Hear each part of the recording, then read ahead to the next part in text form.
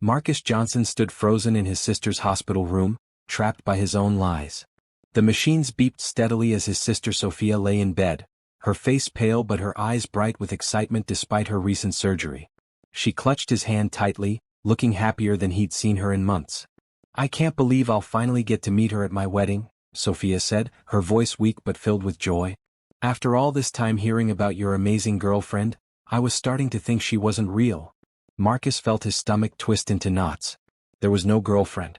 There never had been. For the past year, he'd invented a fictional woman named Claire, to keep his family from worrying about his lonely life. As a 35-year-old billionaire who ran one of the country's largest tech companies, Marcus had no time for real relationships. His work consumed every waking moment, and the few times he'd tried dating, the women were more interested in his money than in him. But now, looking at his sister's hopeful face as she recovered from heart surgery, he couldn't bring himself to tell her the truth.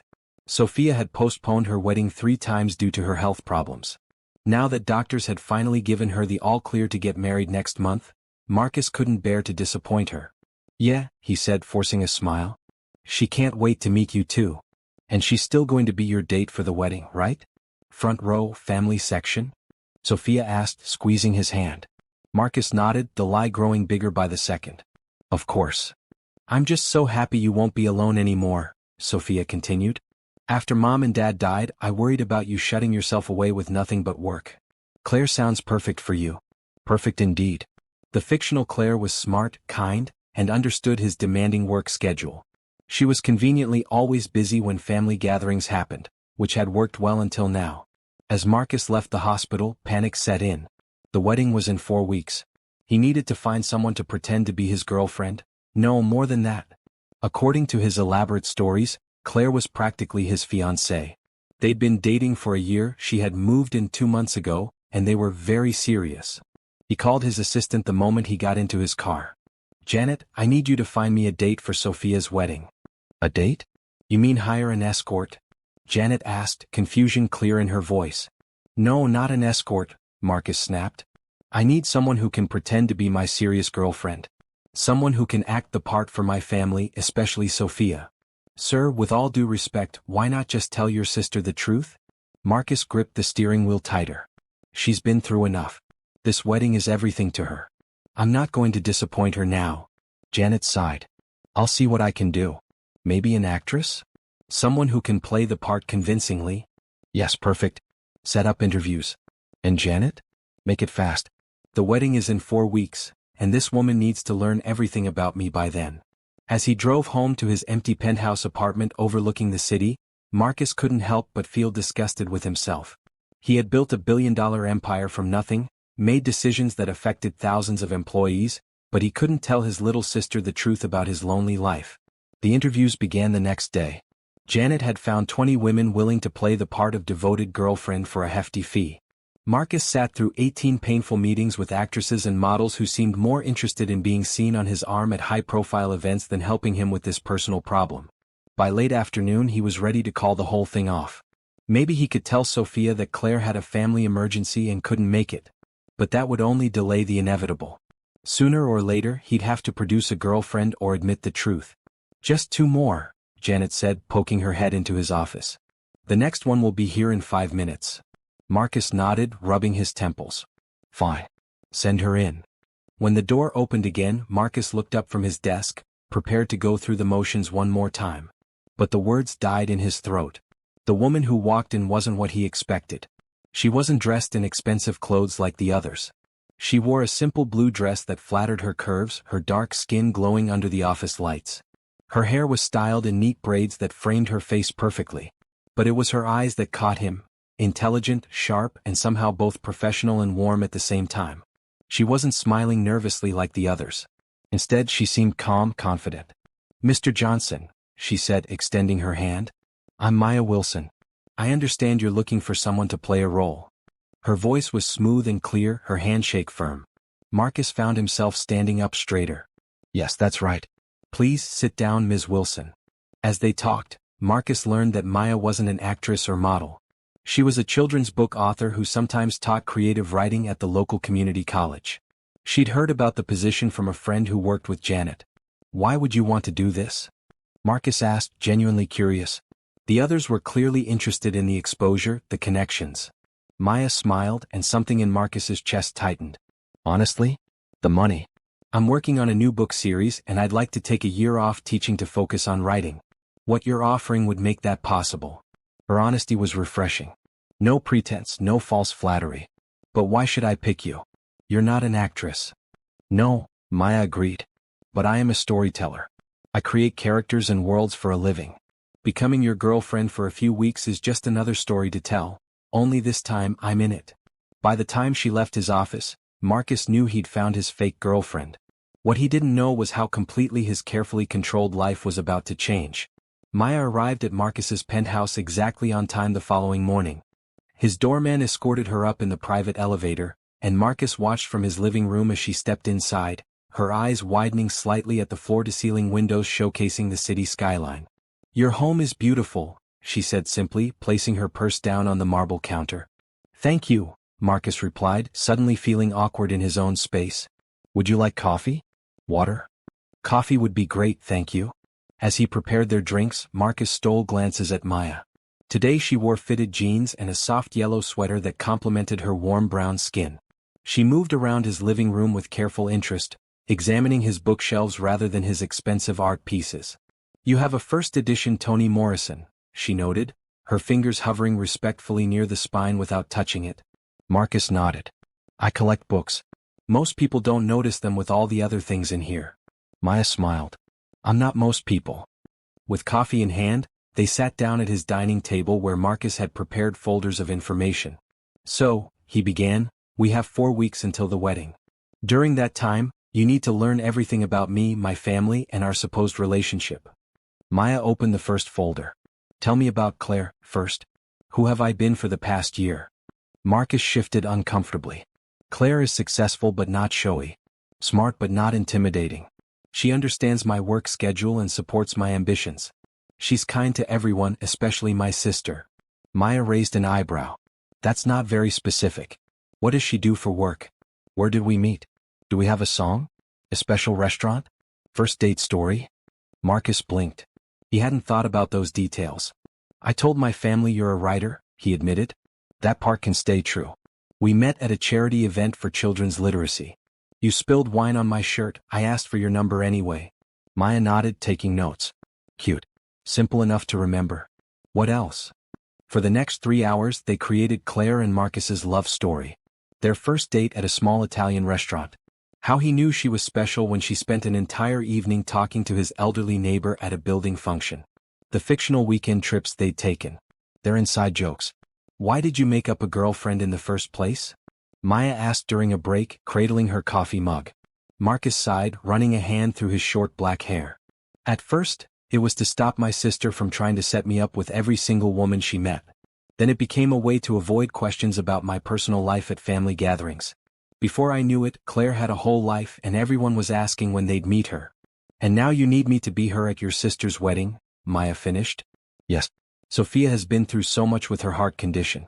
This wedding is everything to her, and she's so excited to meet the woman who supposedly makes her brother happy." Something in Maya's expression softened. "You really love your sister." "She's the only family I have left," Marcus said quietly. Maya reached across the table and briefly touched his hand, a simple gesture that caught him by surprise. "Then we'll make sure she has the perfect wedding day." The next 2 weeks flew by in a blur of preparation. Maya came to his penthouse every day, sometimes spending 8 hours learning family histories, looking at photos and memorizing names of relatives and friends she would meet. Marcus was impressed by how quickly she absorbed information. She created flashcards, drew family trees, and even made notes about each person's interests so she could manage small talk with his relatives. "Your cousin James is a golf enthusiast who works in real estate and has 3 kids. Emma, Liam, and Noah," she recited one evening, not looking at her notes. "He'll probably brag about his new putter, and I should ask about Emma's piano recital."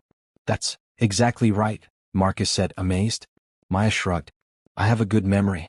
It helps with storytelling." As they spent more time together, Marcus found himself enjoying Maya's company more than he expected. She was easy to talk to, funny without trying too hard, and surprisingly insightful about his business when he mentioned problems he was facing. "Have you tried approaching it from the user's perspective instead of the technical side?" she suggested one night when he was complaining about a new product that wasn't connecting with customers. Her suggestion led to a 3-hour brainstorming session that gave him a completely new angle for his team to explore. By the third week, their daily sessions had taken on a comfortable rhythm. Maya would arrive with breakfast. She insisted on bringing food after discovering his habit of skipping meals when busy, and they would spend the morning on relationship prep. Afternoons often drifted into genuine conversations about books, world events, or childhood memories. "We should practice being a couple in public," Maya said one Friday as their session was ending. "All this information won't matter if we don't look natural together." Marcus hesitated. "What did you have in mind?" "Dinner. Movie. Maybe dancing? Normal date things that couples do." The thought made Marcus nervous in a way business meetings with billionaires never did. "I suppose you're right." That weekend they went on their first practice date. Maya wore a simple red dress that made Marcus's pulse quicken when she stepped out of the taxi in front of the restaurant. He had chosen a nice but not overly fancy place to avoid photographers who might recognize him. Dinner conversation flowed easily, but the physical aspects of pretending to be a couple proved more challenging. When Maya reached for his hand across the table, Marcus nearly knocked over his water glass. "Relax," she whispered, her thumb brushing over his knuckles. "You look terrified." "Sorry," he muttered. "I'm not used to this." Her eyes softened. "When was the last time you actually dated someone, Marcus?"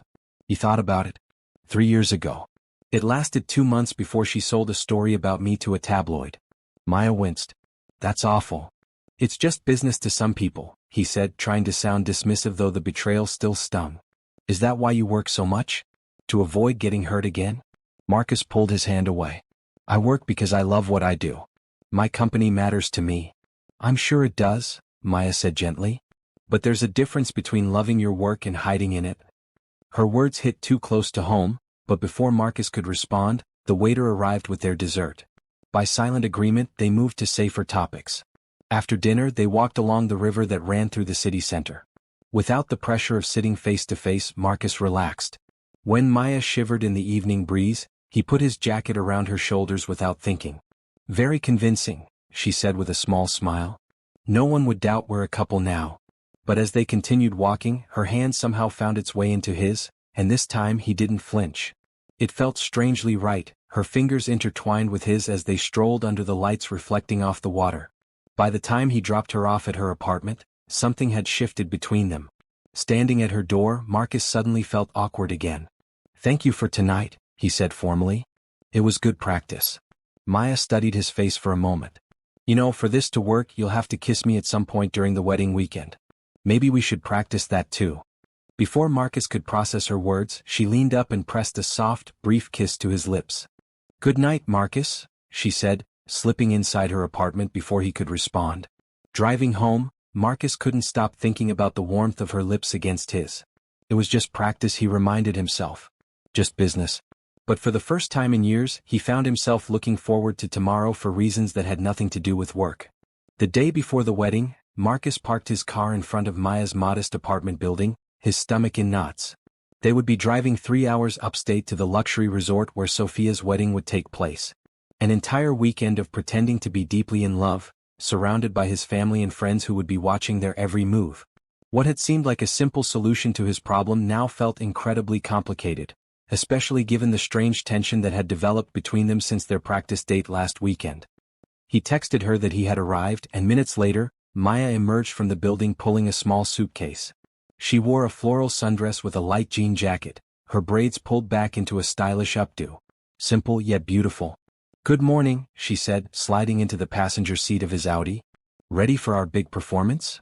Marcus nodded, trying to ignore how nice she smelled, something fresh and subtle like citrus and vanilla. "I've been thinking about our strategy." Maya laughed as he pulled away from the curb. "Strategy? This isn't a corporate merger, Marcus. It's essentially the same thing. We have goals, potential obstacles, and a timeline. Our goal being to convince your family we're madly in love," Maya said, amusement in her voice. "What are the potential obstacles?" Marcus gripped the steering wheel tighter. "My Aunt Patricia is extremely perceptive. She'll be watching us closely. Then there's my cousin James. He's always been jealous of my success and would love to catch me in a lie. And most importantly, Sophia knows me better than anyone. If she suspects I'm faking..." "We won't let that happen," Maya assured him. I've studied everything you've told me. I know your family tree better than my own at this point.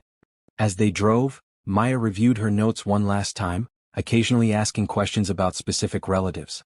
3 hours passed quickly, and before Marcus knew it, they were pulling up to the grand resort nestled in the mountains. Wow, Maya breathed, taking in the sprawling buildings surrounded by lush forests and gardens.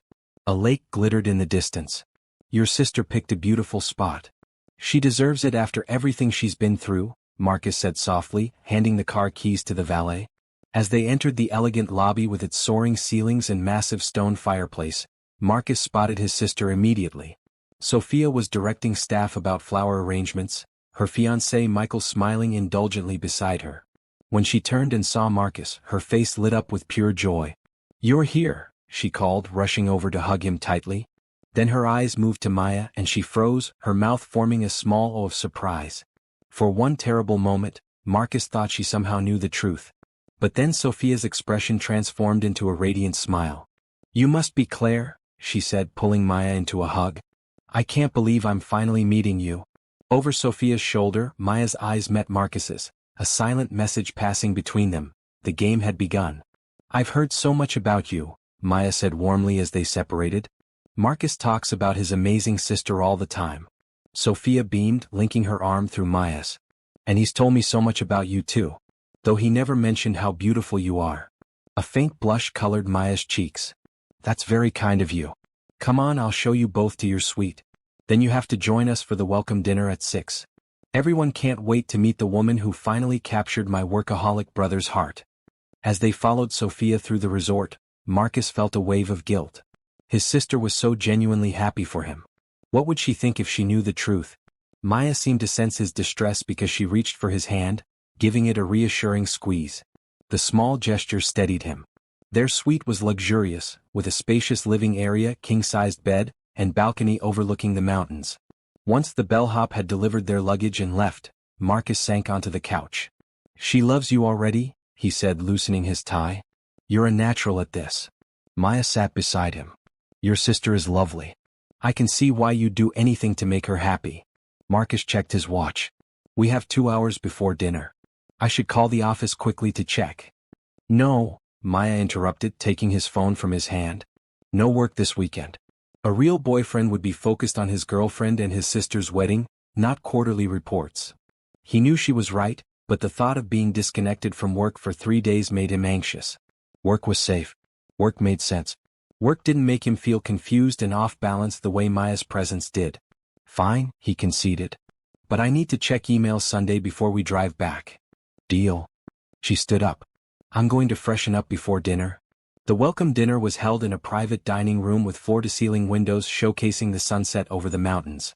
About 40 people mingled around the room, the wedding party and close family who had arrived early for the weekend festivities. The moment Marcus and Maya entered, holding hands as practiced, all eyes turned to them. Or more specifically, to Maya. There he is. Michael, Sophia's fiancé, approached with 2 glasses of champagne. "And this must be the famous Claire we've all been dying to meet." More introductions followed as relatives descended upon them. Marcus had warned Maya about his family's tendency to ask intrusive questions, but she handled each one with grace and humor. "How did you tame the confirmed bachelor?" his cousin Vanessa asked, eyeing Maya curiously.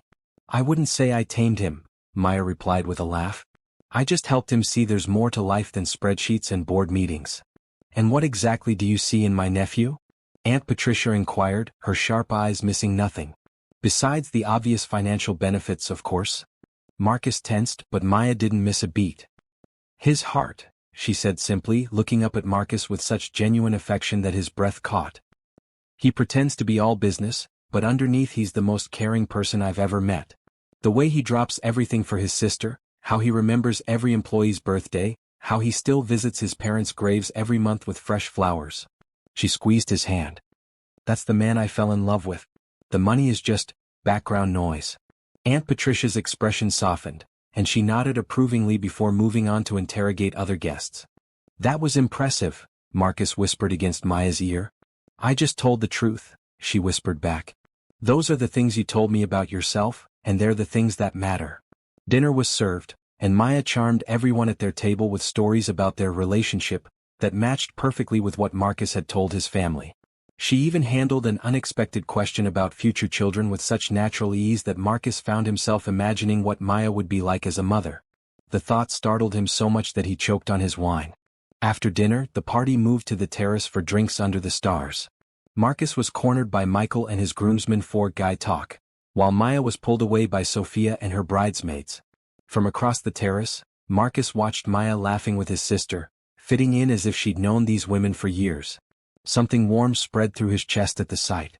Later, as they walked back to their suite, Maya yawned. "I think that went well. Your family is exhausting but wonderful." "They loved you," Marcus said truthfully. "Especially Sophia." In their suite, reality set in as they both stared at the single king-sized bed. "I can take the couch," Marcus offered quickly. Maya rolled her eyes. "Don't be ridiculous. That bed is huge and we're both adults. Besides, we need to be well rested for tomorrow." They took turns in the bathroom, and Marcus changed into pajama pants and a t-shirt while Maya was getting ready. When she emerged wearing shorts and a tank top, he tried not to stare at her long legs and smooth shoulders. They slid into bed from opposite sides, leaving a careful gap between them. "Good night, Marcus," Maya said softly, turning off her bedside lamp. "Good night," he replied, staring at the ceiling in the darkness. He expected to lie awake for hours, hyper-aware of her presence beside him. Instead, the steady sound of her breathing lulled him into the most peaceful sleep he'd had in months. Morning came with a knock on their door, Sophia bursting with energy despite it being barely 8 a.m. "Wake up, lovebirds. Breakfast on the lawn in 30 minutes. Marcus groaned, opening his eyes to find himself curled around Maya, one arm draped over her waist, their legs tangled together. He froze, but Maya simply mumbled something unintelligible and snuggled closer in her sleep. The feeling of her warm body against his sent a jolt of longing through him so powerful it scared him. Carefully, he extracted himself and headed for the shower, turning the water to cold. The wedding day passed in a blur of activities. After breakfast came photos, then the ceremony rehearsal, followed by separate bachelor and bachelorette lunches. Maya was included in all the family photos as if she were already part of the family, standing beside Marcus with his arm around her waist. Each touch, each smile they shared for the cameras, felt less like acting and more like something real. Marcus found himself seeking out reasons to touch her, a hand on the small of her back, brushing a strand of hair from her face, their fingers intertwined as they walked the resort grounds. During a rare moment alone before the rehearsal dinner, they sat on a bench overlooking the lake. The setting sun painted the water gold and pink, a perfect backdrop for the wedding that would take place the next day. "Your sister looks so happy," Maya said, watching Sophia and Michael taking photos on the dock. "She deserves it. After our parents died, she was the one who held us together. Even when she got sick, she was always more worried about me being alone than about herself." Maya turned to face him. "You're not alone now." Something in her tone made Marcus look at her, really look at her. The fading sunlight cast a warm glow on her skin, making her eyes shine. Without thinking, he leaned forward and kissed her. Unlike their brief practice kiss, this one lingered. Maya's hand came up to rest against his cheek as she kissed him back, soft and sweet. When they broke apart, reality crashed back in. This wasn't real. He was paying her to pretend. Whatever he was feeling, this warmth, this connection, it wasn't part of their agreement. "Marcus," she began. "We should head back," he interrupted, standing abruptly. "The rehearsal dinner starts soon." He didn't miss the hurt that flashed across her face before she nodded and rose to follow him. The rehearsal dinner was an elegant affair with toasts and laughter. Marcus gave a touching speech about his sister that brought tears to many eyes, including Maya's. Throughout the evening they maintained their couple act flawlessly, but something had shifted. There was a new tension between them, unspoken questions hanging in the air. Back in their suite that night, Maya was unusually quiet as she gathered her things for the bathroom. "Is everything okay?" Marcus asked, although he knew things weren't. Maya paused, her back to him. "You know, for someone so successful in business, you're remarkably dense about some things." Before he could respond, she disappeared into the bathroom, leaving him confused and frustrated with himself. By the time she came out, he had convinced himself that professionalism was the only way forward. This was a business arrangement, nothing more. But lying beside her in bed that night, listening to her breathing and remembering the feel of her lips against his, Marcus knew he was fooling himself. Somehow, in just a few short weeks, Maya Wilson had breached walls he'd spent years building. And tomorrow, when the wedding was over, she would walk away with her payment, and he would return to his empty penthouse and his work. Exactly as he had planned all along. So why did the thought now fill him with such emptiness? Sunlight streamed through the curtains, waking Marcus from a restless night. He reached across the bed, finding empty space where Maya had been. For a moment, panic gripped him. Had she left already? Before he heard the shower running in the bathroom. He sat up, rubbing his face. Today was Sophia's wedding day. He should be focused on his sister, on making sure everything went perfectly for her. Instead, his mind kept circling back to Maya and that kiss by the lake. The bathroom door opened, and Maya emerged wrapped in a hotel robe, her hair in a towel. "Morning," she said, her tone carefully neutral. "Bathroom's all yours." "Thanks," he replied, equally formal. "Did you sleep well?" "Fine." The awkwardness between them was painful. This wasn't how it was supposed to be. They needed to be convincing as a couple today of all days. "Maya," he started, not quite knowing what he wanted to say. "About yesterday." Her phone rang, interrupting whatever admission had been forming on his lips. "It's your sister," she said, glancing at the screen. "Should I answer?" Marcus nodded, and Maya put the call on speaker. "Claire. Are you with my brother?" Sophia's voice was bright with excitement. "I'm here too, Sophia," Marcus called. "Everything okay?" "More than okay. Just making sure you both got the schedule change. Hair and makeup for the bridal party is starting an hour earlier. Claire, can you come to my suite at 9 instead of 10? The stylist wants to do your hair before the bridesmaids." Maya looked surprised. "Me? But I'm not in the bridal party." "You're my brother's girlfriend," Sophia said as if it was obvious. "Your family, which means you're getting the full treatment. No arguments." After Sophia hung up, Maya sat on the edge of the bed, looking troubled. "What's wrong?" Marcus asked. "Your sister is including me in everything like I'm actually going to be in her life after today," Maya said quietly. "It feels wrong." The guilt Marcus had been suppressing surged back full force. "I know. She's so genuine and sweet. All your family is welcoming me with open arms, and I'm lying to all of them." Marcus moved to sit beside her. "We're doing this for Sophia. So her wedding day is perfect." "Are we?" Maya looked at him directly. "Or are we doing this because you're afraid to admit you've been lying? There's a difference." Her words hit him like a physical blow because he knew she was right. This had started as a way to make Sophia happy, but continuing the charade was more about his pride and fear than his sister's feelings.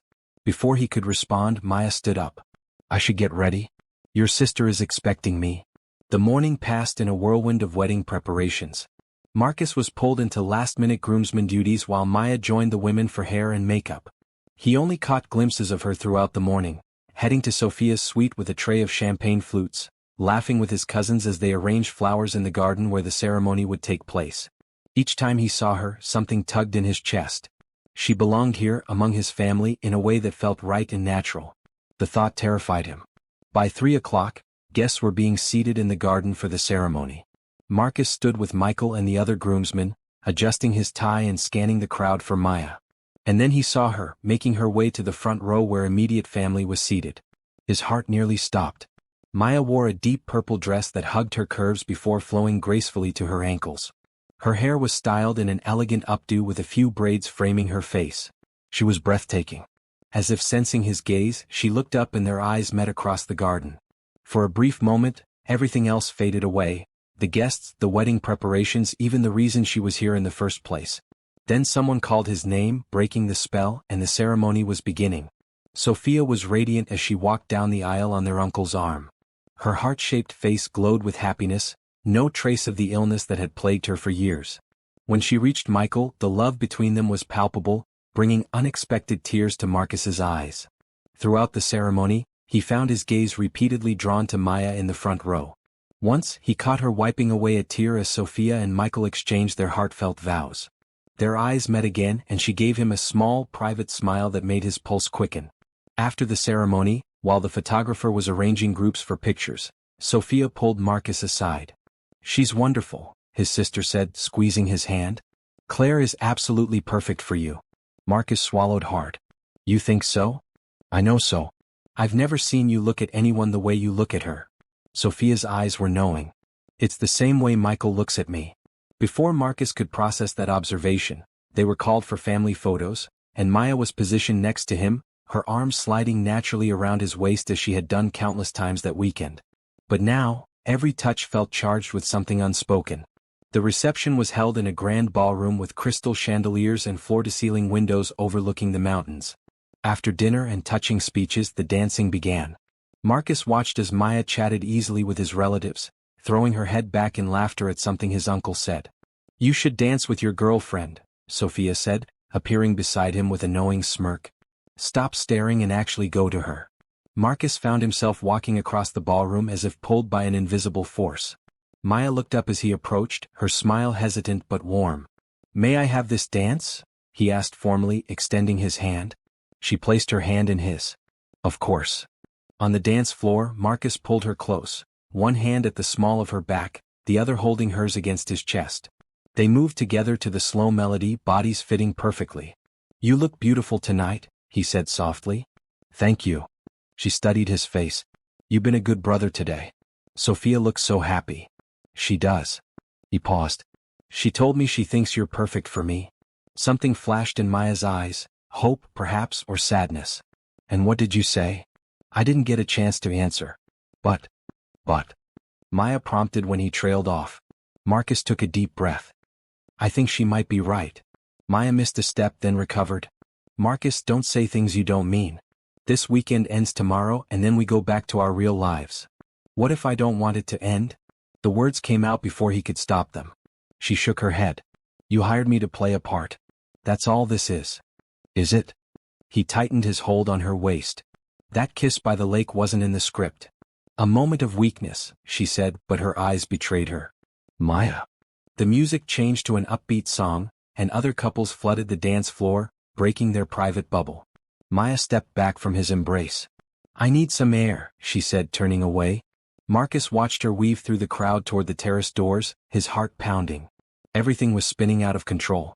This wasn't part of his careful plan. Maya was supposed to be a solution to his problem, not create an entirely new one. He followed her outside, finding her at the stone railing overlooking the gardens and lake beyond. The moon cast a silver path across the water, and fairy lights twinkled in the trees around the terrace.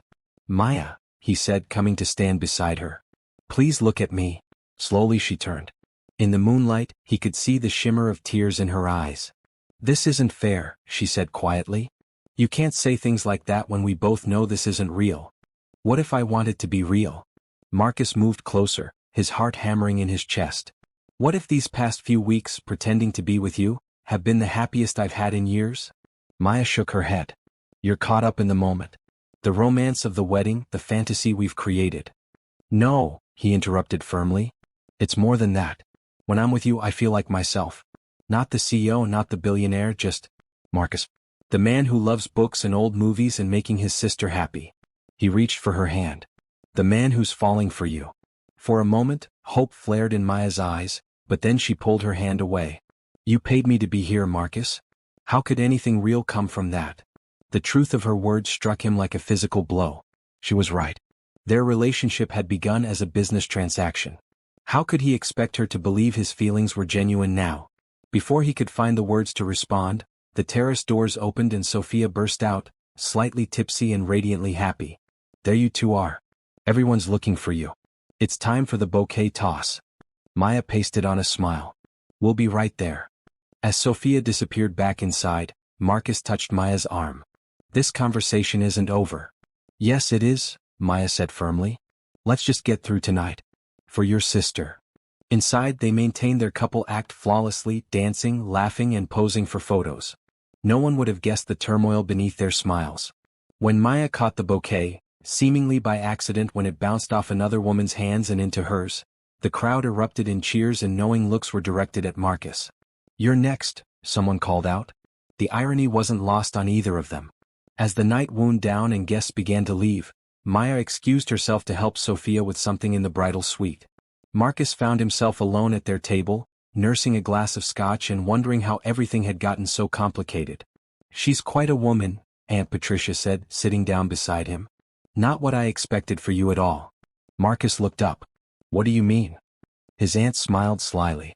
"I always assumed you'd end up with someone from your world, ambitious, polished, perhaps a bit calculating." She glanced toward the door where Maya had disappeared. "But Claire is different. She's genuine." When she looks at you, she sees Marcus, not the Johnson fortune. You think so? He asked, his voice rougher than he intended. I know so. Aunt Patricia patted his hand. Don't let her get away, nephew. Women like that don't come along often. After she left, Marcus sat alone, turning her words over in his mind. How had his fake relationship become more real than any actual relationship he'd had in years? By the time he returned to their suite, exhaustion had settled deep in his bones. Maya was already there, removing her jewelry at the dresser. She had changed from her formal dress into pajamas, her face freshly scrubbed of makeup. She looked up as he entered. Your sister is officially married and happily on her way to the honeymoon suite. Mission accomplished. Maya. I've been thinking, she interrupted. I should leave early tomorrow. There's an 8 a.m. shuttle to the city. The wedding is over, so there's no reason for me to stay for the farewell brunch. Each word felt like a knife twisting in his chest. Is that what you want? She wouldn't meet his eyes. It's what makes sense. You can tell your family I had a work emergency or something. Marcus crossed the room, stopping directly in front of her. Look at me, please. Reluctantly, she raised her eyes to his. Ask me what I want, he said softly. Maya swallowed visibly. What do you want, Marcus? You. The word hung between them, raw and honest. Not for a weekend, not as a pretend girlfriend. Just you, Maya Wilson, the woman who challenges me and makes me laugh and sees me as I really am. Tears filled her eyes. How can I believe that? How do I know this isn't just you getting caught up in your own lie? Marcus reached out, gently cupping her face in his hands. Because I've never been more honest about anything in my life. Meeting you was supposed to be a business arrangement, but somewhere along the way, it became the best thing that ever happened to me. A tear slipped down her cheek and he brushed it away with his thumb. I'm not good at relationships. I'm married to my work. I'm stubborn and impatient and terrible at expressing my feelings. But I want to try with you if you'll give me a chance. Maya's hands came up to cover his. I'm not part of your world, Marcus. I don't care about wealth or status. I just want a simple life where I can write my books and be with someone who values me for who I am. That's exactly what I want too, he said fervently. The money, the company, they're just things. You've shown me there's so much more to life. He leaned his forehead against hers. Let me prove it to you. Don't leave tomorrow.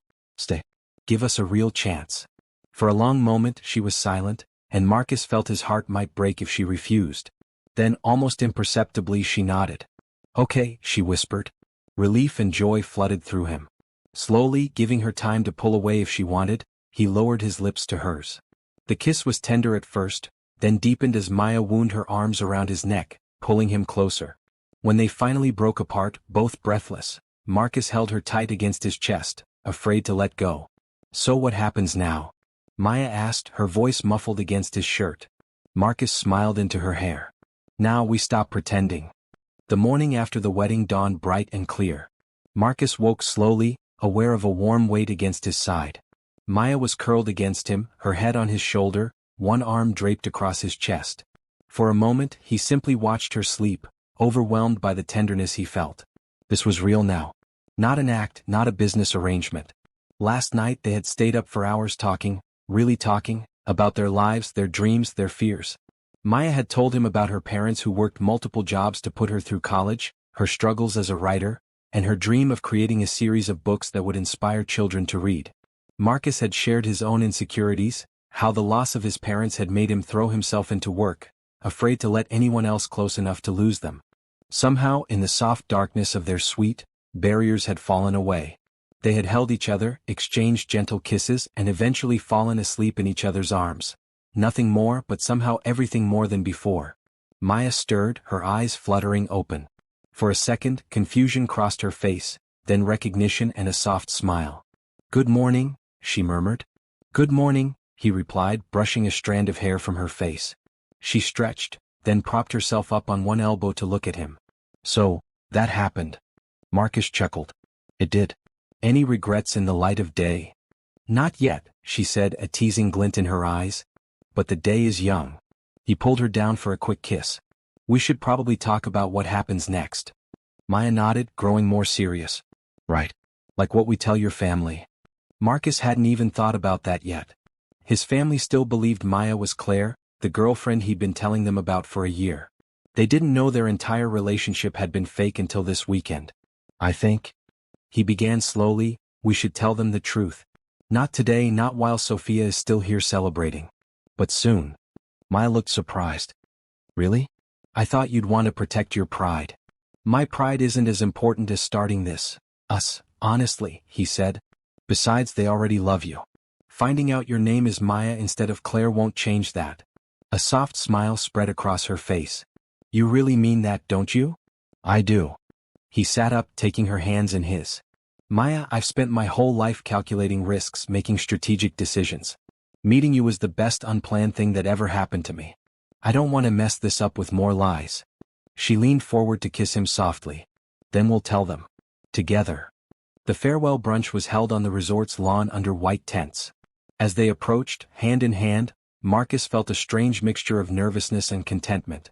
This was the first time they were appearing before his family as a truly real couple. There they are. Sophia called, waving them over to the main table where she sat with Michael and their closest relatives. We were taking bets on whether you two would show up or stay in bed all day. Maya blushed but didn't drop Marcus's hand. Congratulations again, Marcus said, hugging his sister. The wedding was perfect. It was, wasn't it? Sophia beamed. And having everyone I love there made it even better. She looked meaningfully between Marcus and Maya. So, when can we expect another Johnson wedding? Marcus nearly choked on his coffee while Maya patted his back, laughing. Let's not rush them, darling, Michael said, amused. They've only been dating a year. The irony of that statement hung in the air between Marcus and Maya.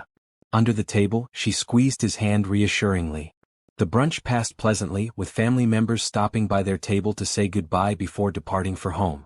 Everyone had warm words for Claire, telling her how wonderful it was to finally meet her and how glad they were that Marcus had found someone special. Each comment added to Marcus's determination to come clean, but also to his fear. Would they understand? Or would they feel betrayed? As they packed their bags later that afternoon, Maya sensed his mood. Second thoughts? She asked quietly. About us? No, he said firmly. About telling my family the truth?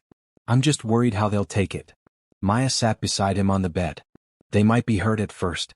But if we explain why you did it, that you wanted Sophia to have a perfect wedding without worrying about you, I think they'll understand eventually. Marcus nodded, then looked at her curiously. You keep saying we. Are you sure you want to be involved in this mess I've created? I'm already involved, she said simply. Besides, I like your family. I want them to know the real me, not Claire.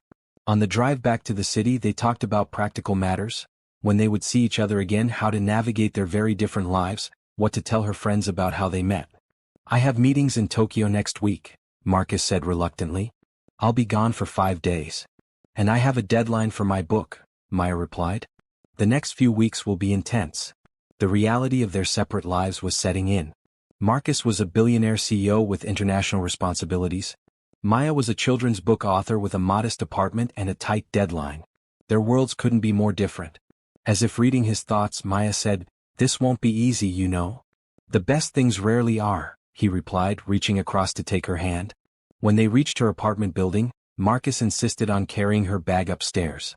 At her door, an awkwardness fell between them. The bubble of the wedding weekend had burst and real life was asserting itself. "I had a really nice time," Maya said, then laughed. "That sounds so formal, like this was a first date." "In a way it was," Marcus pointed out. "Our first real date, not as Marcus and Claire but as Marcus and Maya." She smiled, then grew serious. "Are you sure about this? About us? Your life is so different from mine." Instead of answering with words, Marcus pulled her close and kissed her deeply. When they broke apart, both breathing heavily, he rested his forehead against hers. "I've never been more sure of anything," he whispered. "Can I see you tomorrow?" Maya nodded. "I'd like that." As Marcus drove back to his penthouse, he felt lighter than he had in years. The empty apartment that had once been his refuge now seemed cold and sterile without Maya's warmth and laughter. He wandered through the rooms, seeing them through her eyes, beautiful but impersonal, like a museum rather than a home. His phone rang. It was Sophia, calling from her honeymoon in Bali. "Just checking in," she said cheerfully. "Michael and I wanted to make sure you and Claire got home safely." "We did," Marcus confirmed. "How's Bali?" "Absolute paradise," Sophia gushed. "But that's not why I called. I wanted to tell you how happy I am that you finally found someone who makes you light up the way Claire does." Guilt twisted in Marcus's stomach. "Sophia, there's something I need to tell you. Can it wait until we're back? Bad connection here, Sophia said, her voice breaking up. Love you, big brother. Give Claire a hug from me. Before he could say more, she had hung up. Marcus stared at the phone, then sighed. The truth would have to wait a little longer. The next morning, Marcus arranged for his driver to pick up Maya and bring her to his office. He had planned to take her to lunch at his favorite restaurant, but an emergency board meeting had been called, throwing off his carefully planned day. Maya arrived just as the meeting ended, looking slightly overwhelmed as she was escorted through the imposing glass and steel headquarters of Johnson Tech. Heads turned as she passed, curious glances following the unfamiliar woman being led to the CEO's office. Marcus met her at the door, conscious of his assistant Janet's raised eyebrows. After all, Janet knew exactly who Maya was and why she had originally been hired. I'm sorry about lunch, Marcus said, closing his office door. The board meeting ran long. It's fine, Maya assured him, looking around his spacious office with its floor-to-ceiling windows overlooking the city. So this is where the magic happens. Not magic, just work, he said, suddenly self-conscious about the trappings of wealth and power that surrounded him. Would Maya see him differently here, in his element? But she just smiled, moving to his desk where a framed photo caught her eye. Is this your parents?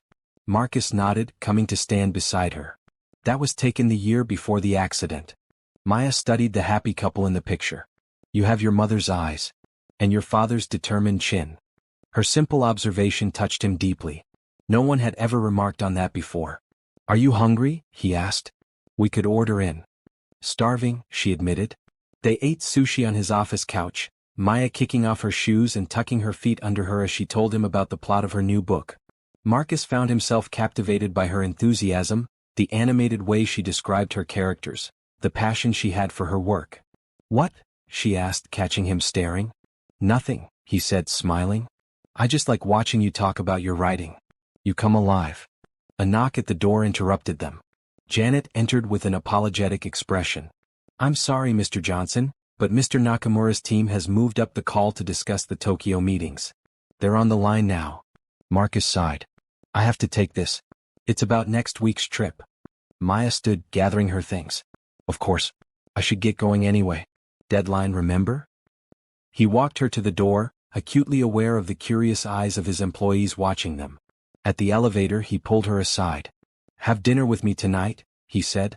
At my place. I'll cook. Maya raised an eyebrow. You cook. I have many hidden talents, he replied with a grin. 8 o'clock. She agreed, and he watched the elevator doors close between them, already counting the hours until he would see her again. That evening, Marcus left the office early, something he couldn't remember doing in years, and stopped at a specialty market to buy ingredients. He wasn't actually much of a cook, but he could manage a decent pasta dish, and he wanted tonight to be special. At home, he changed into casual clothes, put on music, and opened a bottle of wine to breathe. He was setting the table when his phone rang. It was his Tokyo team with a crisis that couldn't wait. By the time he talked them through it, the water for the pasta was boiling over and the sauce was sticking to the pan. The doorbell rang just as he was salvaging what he could of dinner. Maya stood there with a small overnight bag, looking beautiful in a simple dress and cardigan. You brought a bag, he noted, pleasantly surprised. I thought I might stay over, she said, suddenly uncertain. If that's okay? Marcus pulled her into a kiss that left no doubt about how okay it was. Very much okay. Inside, she looked around his apartment with curious eyes. This place is amazing. It's just a space, he said, taking her bag to his bedroom. Maya followed him, stopping at his extensive bookshelves along the way. Just a space with a first-edition collection that would make librarians weep with joy. In the kitchen, Marcus poured her a glass of wine. I should warn you, dinner might not be exactly gourmet. I got distracted by a work call. Work emergency? She asked, taking a sip. Nothing serious, just a problem with the Tokyo arrangements. He stirred the sauce, avoiding her eyes. I'll be flying out Sunday morning. 4 days from now, she nodded. You mentioned that. Something in her tone made him look up.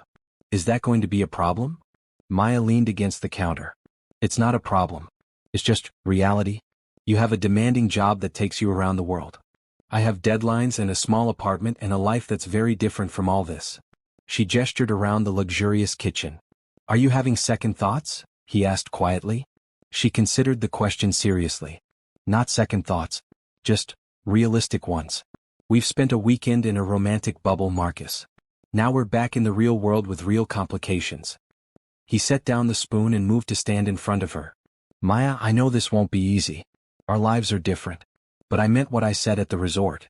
I want to try. Really try. Even if that means making sacrifices? Compromises? Even then, he said firmly. She studied his face, then nodded slowly. Then let's have dinner and talk about how we make this work. Over his less-than-perfect pasta, they discussed the practical aspects of their relationship. Maya had writing commitments and a book tour coming up. Marcus had business trips and board meetings. Their schedules were complex but not incompatible. I could come to Tokyo with you, Maya suggested. I can write anywhere. Marcus looked up in surprise. You'd do that? Why not? I've never been to Japan. It could be inspiring for my next book. The thought of sharing that trip with her, showing her Tokyo, having her to come back to after his meetings, filled him with unexpected joy. I'd love that, he said honestly. After dinner they moved to the couch with their wine. Maya curled against his side as they talked more about their lives, their pasts, filling in the gaps that their rushed fake relationship hadn't covered. Why children's books? Marcus asked. You're clearly talented enough to write anything. Maya smiled.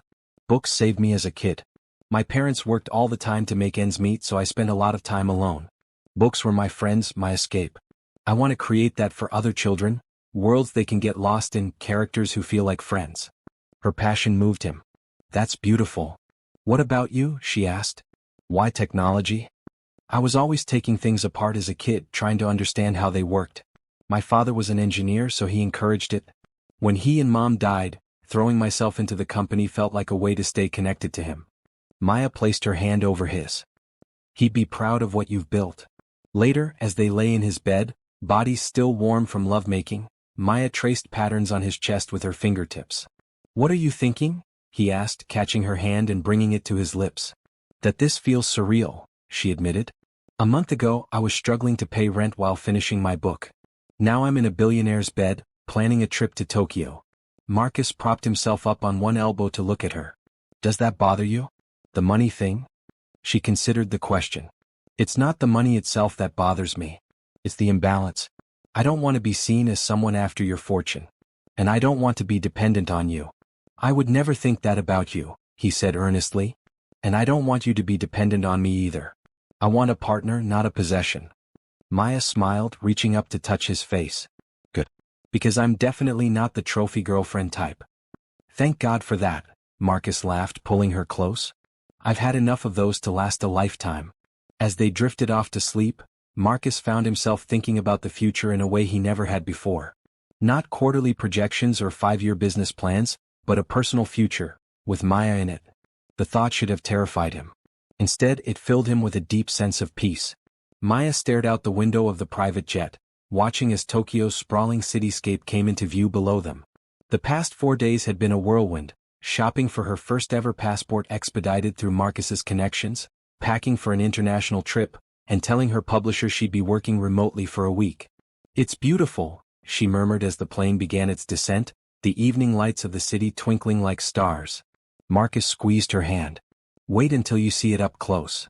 Since their dinner at his apartment, they had spent every night together, alternating between his penthouse and her much more modest apartment. Marcus had seemed oddly comfortable in her small space, curling up with her on her worn couch and helping her cook in her tiny kitchen. They had also begun the delicate process of integrating their separate lives. Marcus had introduced Maya to Janet as his actual girlfriend, which had earned him a knowing smirk from his assistant. Maya had introduced Marcus to her best friend Layla over video chat, enduring Layla's wide-eyed shock and subsequent flood of questions. But they still hadn't told Marcus's family the truth. Sophia was still on her honeymoon, and Marcus wanted to wait until she returned to explain everything in person. The longer they waited, though, the more complicated the lie became. What are you thinking about? Marcus asked as they prepared for landing. Just how strange life can be, Maya replied. A month ago, I'd never left the country. Now I'm landing in Tokyo on a private jet with a billionaire boyfriend. Marcus laughed. When you put it that way, it does sound like a movie plot. A very unrealistic one, she agreed with a smile. The car that met them at the airport whisked them through Tokyo's busy streets to a luxury hotel in the heart of the city. Their suite was spectacular, with views of Tokyo Tower lit up against the night sky. Your meetings start tomorrow morning? Maya asked, unpacking her small suitcase while Marcus checked his messages. He nodded absently, frowning at his phone. 9 a.m. with the Nakamura team, then lunch with potential investors. He looked up, his expression softening. But tonight is just for us. I want to take you to my favorite restaurant here. Dinner was at a small, exclusive sushi restaurant where the chef greeted Marcus by name. They sat at the counter, watching in awe as the chef prepared exquisite pieces of sushi with practiced precision. How many times have you been to Tokyo? Maya asked between bites of the most delicious food she'd ever tasted. 15?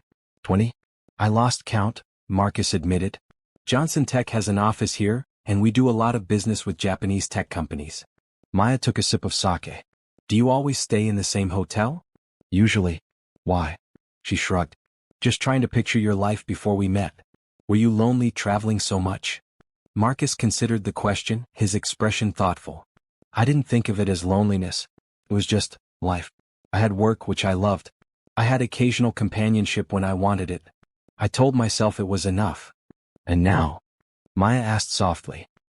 He reached across the table to take her hand. Now I realize how empty it all was. Later, as they walked back to the hotel through the vibrant streets of Tokyo, Maya felt a strange mix of emotions. She was falling hard for Marcus, maybe had already fallen, but doubts still lingered at the edges of her mind. Their worlds were so different. Could this really work long-term? Or was she setting herself up for heartbreak? In the morning, Maya woke to find Marcus already dressed in an impeccable suit, typing on his laptop at the desk by the window. Morning, she murmured, sitting up in bed. What time is it?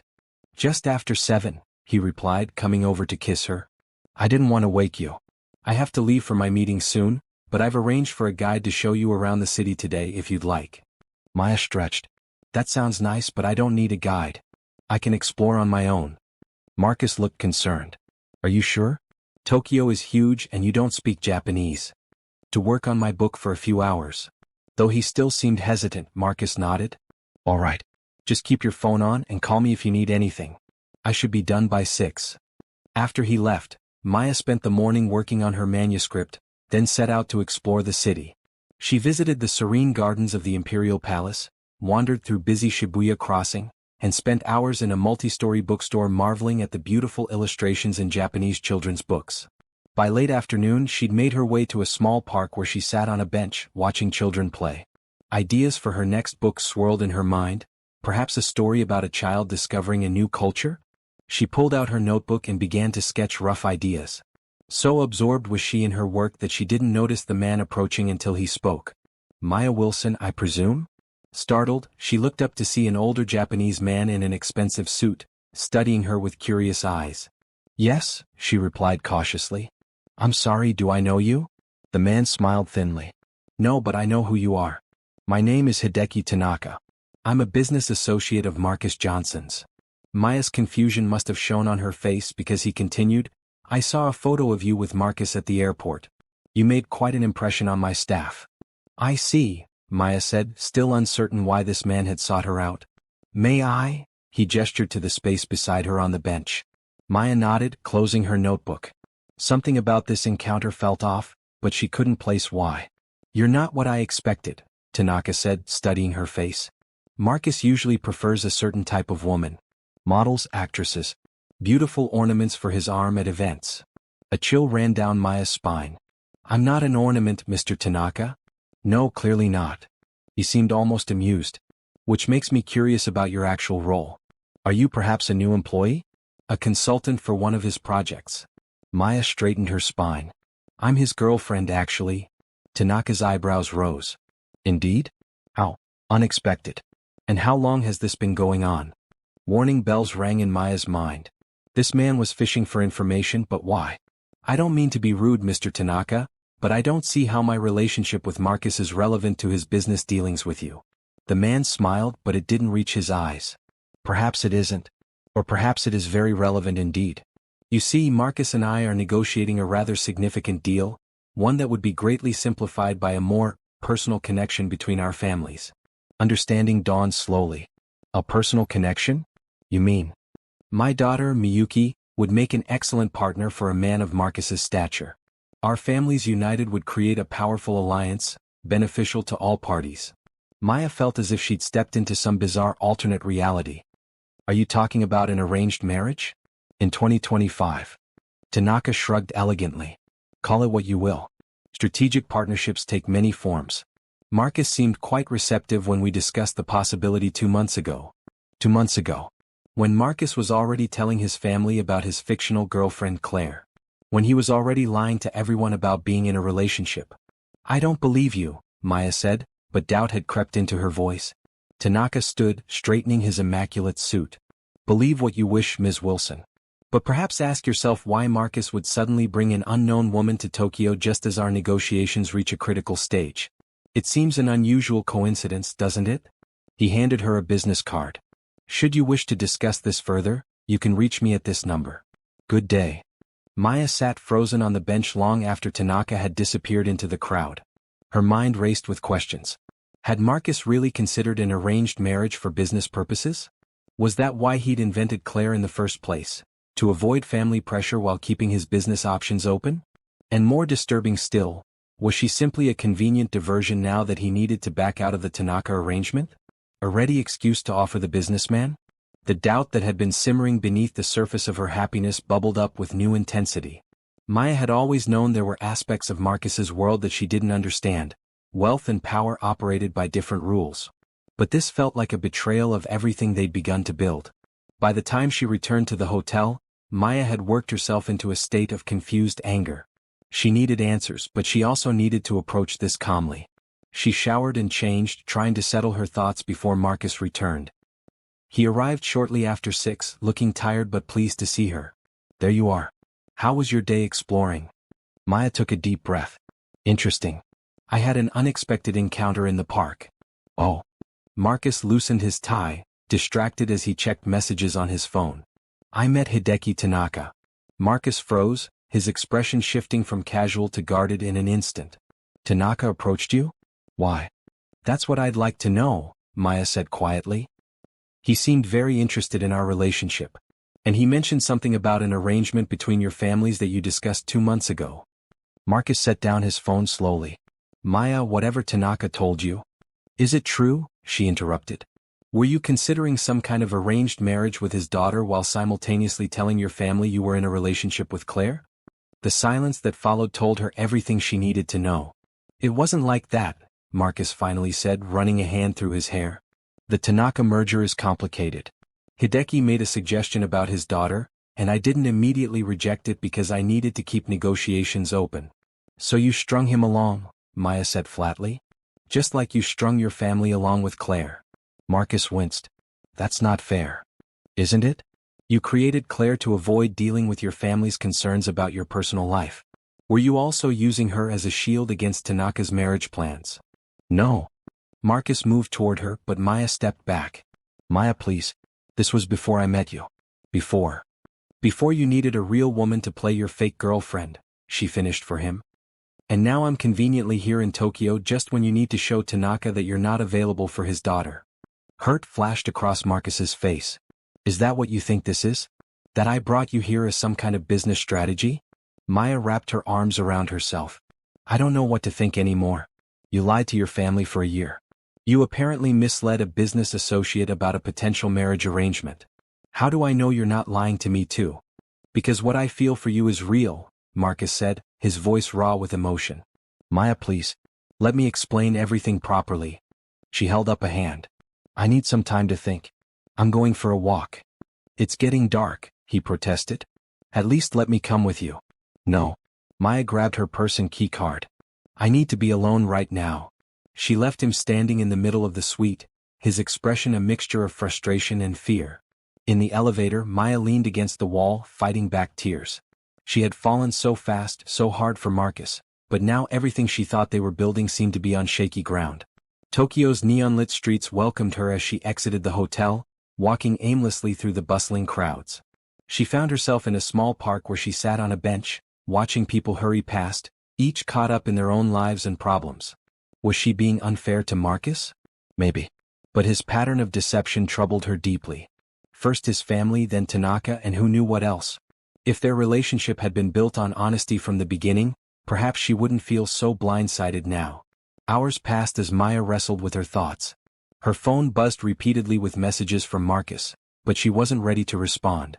The night grew cold and eventually she knew she had to return to the hotel. She couldn't run away from this conversation forever. When she entered the suite, she found Marcus sitting in the dark, staring out at the Tokyo skyline. He turned when he heard her, relief washing over his face. "I was worried," he said simply. "I needed time to think," Maya replied, setting her purse down. "I'm ready to listen now if you're ready to tell me the whole truth." Marcus nodded, gesturing for her to sit across from him. "The truth then?" "Yes, Tanaka suggested a marriage between his daughter and me as part of our business negotiations. It's an old-fashioned approach but not uncommon in certain circles." "And you didn't say no," Maya stated. "I didn't say yes either," Marcus countered. "I was non-committal. The Johnson-Tanaka merger is worth billions, Maya. It would secure jobs for thousands of people, advanced technology that could help millions. I couldn't just dismiss it outright. So business comes first," Maya said quietly. "Above honesty, above real relationships." Marcus leaned forward, his face intense in the dim light. "That's how I used to think. Work was everything. Success was everything. Until I met you." "Marcus." "No, please. Let me finish." He took a deep breath. "I invented Claire because it was easier than explaining to my family that I was lonely but too afraid of getting hurt to do anything about it. I didn't reject Tanaka's suggestion immediately because business negotiations were what I understood, what I was good at." He moved to kneel in front of her, taking her hands in his. "But then you walked into my office that day and everything changed. For the first time, I wanted something more than success. I wanted you. Not as part of a business strategy, but because you make me feel alive in a way I never have before." Maya wanted to believe him. The sincerity in his eyes, the vulnerability in his voice, they seemed genuine. But doubt still lingered. "Why did you bring me to Tokyo?" she asked directly. "Was it really just to be with me or was it also to send a message to Tanaka?" Marcus hesitated, and in that moment of hesitation Maya saw the truth. "Both," he admitted finally. "I wanted you with me. That's the absolute truth. But yes, I also knew it would make it clear to Tanaka that I wasn't interested in his daughter." Maya pulled her hands away. "That's what I was afraid of. Maya, please try to understand. I've spent my entire adult life making complex decisions where personal and business interests overlap. I'm not proud of how I've handled things, but I'm trying to be honest with you now." "That's just it, Marcus. You're trying now, but honesty should have been there from the beginning." Maya stood, walking to the window. "I need to know that I'm not just another strategic decision for you. That what we have is real and separate from your business world." Marcus joined her at the window, careful not to touch her. "What can I do to prove that to you?" Maya turned to face him. "Tell Tanaka the truth. About everything. No more strategic ambiguity, no more half-truths. And then tell your family too. I need to know that you're willing to face the consequences of your choices, even if it's uncomfortable or costs you something." For a long moment, Marcus was silent, and Maya feared she had asked too much. Then he nodded slowly. "I'll call Tanaka first thing in the morning. And when we get back I'll tell Sophia and the rest of my family everything." "Everything?" Maya pressed. "Everything," Marcus confirmed. "That I hired you to pretend to be Claire, that I've been lying to them for a year, and—" He paused, reaching tentatively for her hand. "That somewhere along the way I fell in love with you for real." The words hung in the air between them. It was the first time either of them had mentioned love. "You love me?" Maya whispered. Marcus nodded, his eyes never leaving hers. "I do. And it terrifies me because I've never felt this way before. I don't want to lose you, Maya. Tell me it's not too late." Maya took a step toward him, closing the distance between them. "It's not too late. But no more lies, Marcus. Not even small ones. Not to me, not to your family, not to anyone. That's my condition." "I promise," he said fervently. "Complete honesty from now on." She studied his face for a long moment, then reached up to touch his cheek. "I love you too. That's why this hurts so much." Marcus pulled her into his arms, holding her tight as if afraid she might disappear. "I'm so sorry. I'll make this right, I swear." That night they lay in bed together talking for hours. Marcus told her everything, about past relationships that had failed, about business decisions he regretted, about his fears and hopes for their future. Maya shared her own insecurities about fitting into his world, her worries about losing her identity in the shadow of his wealth and status. By morning, exhausted but cleansed by truth, They had reached a new understanding. Their relationship wouldn't be easy, but it would be honest. True to his word, Marcus called Tanaka before his first meeting. Maya sat beside him, holding his hand as he explained everything: how he had invented a girlfriend to avoid family pressure, how he had met Maya when hiring her to play that role, and how they had genuinely fallen in love. "I should have been direct with you from the beginning," Marcus told the businessman. "I was never going to pursue an arrangement with your daughter, and I apologize for not making that clear." To their surprise, Tanaka laughed. "I suspected as much when I met Ms. Wilson yesterday. No one looks at a temporary arrangement the way she looked when I mentioned my daughter." After the call ended, Marcus turned to Maya with a mixture of relief and apprehension. "One down, one to go. My family will be harder. We'll face them together," Maya assured him, squeezing his hand. The rest of their time in Tokyo passed in a blur of business meetings for Marcus and exploration for Maya. But the evenings were theirs alone, walking through the city hand in hand, sharing meals in tiny restaurants off the beaten path, learning each other's bodies and hearts more deeply with each passing day.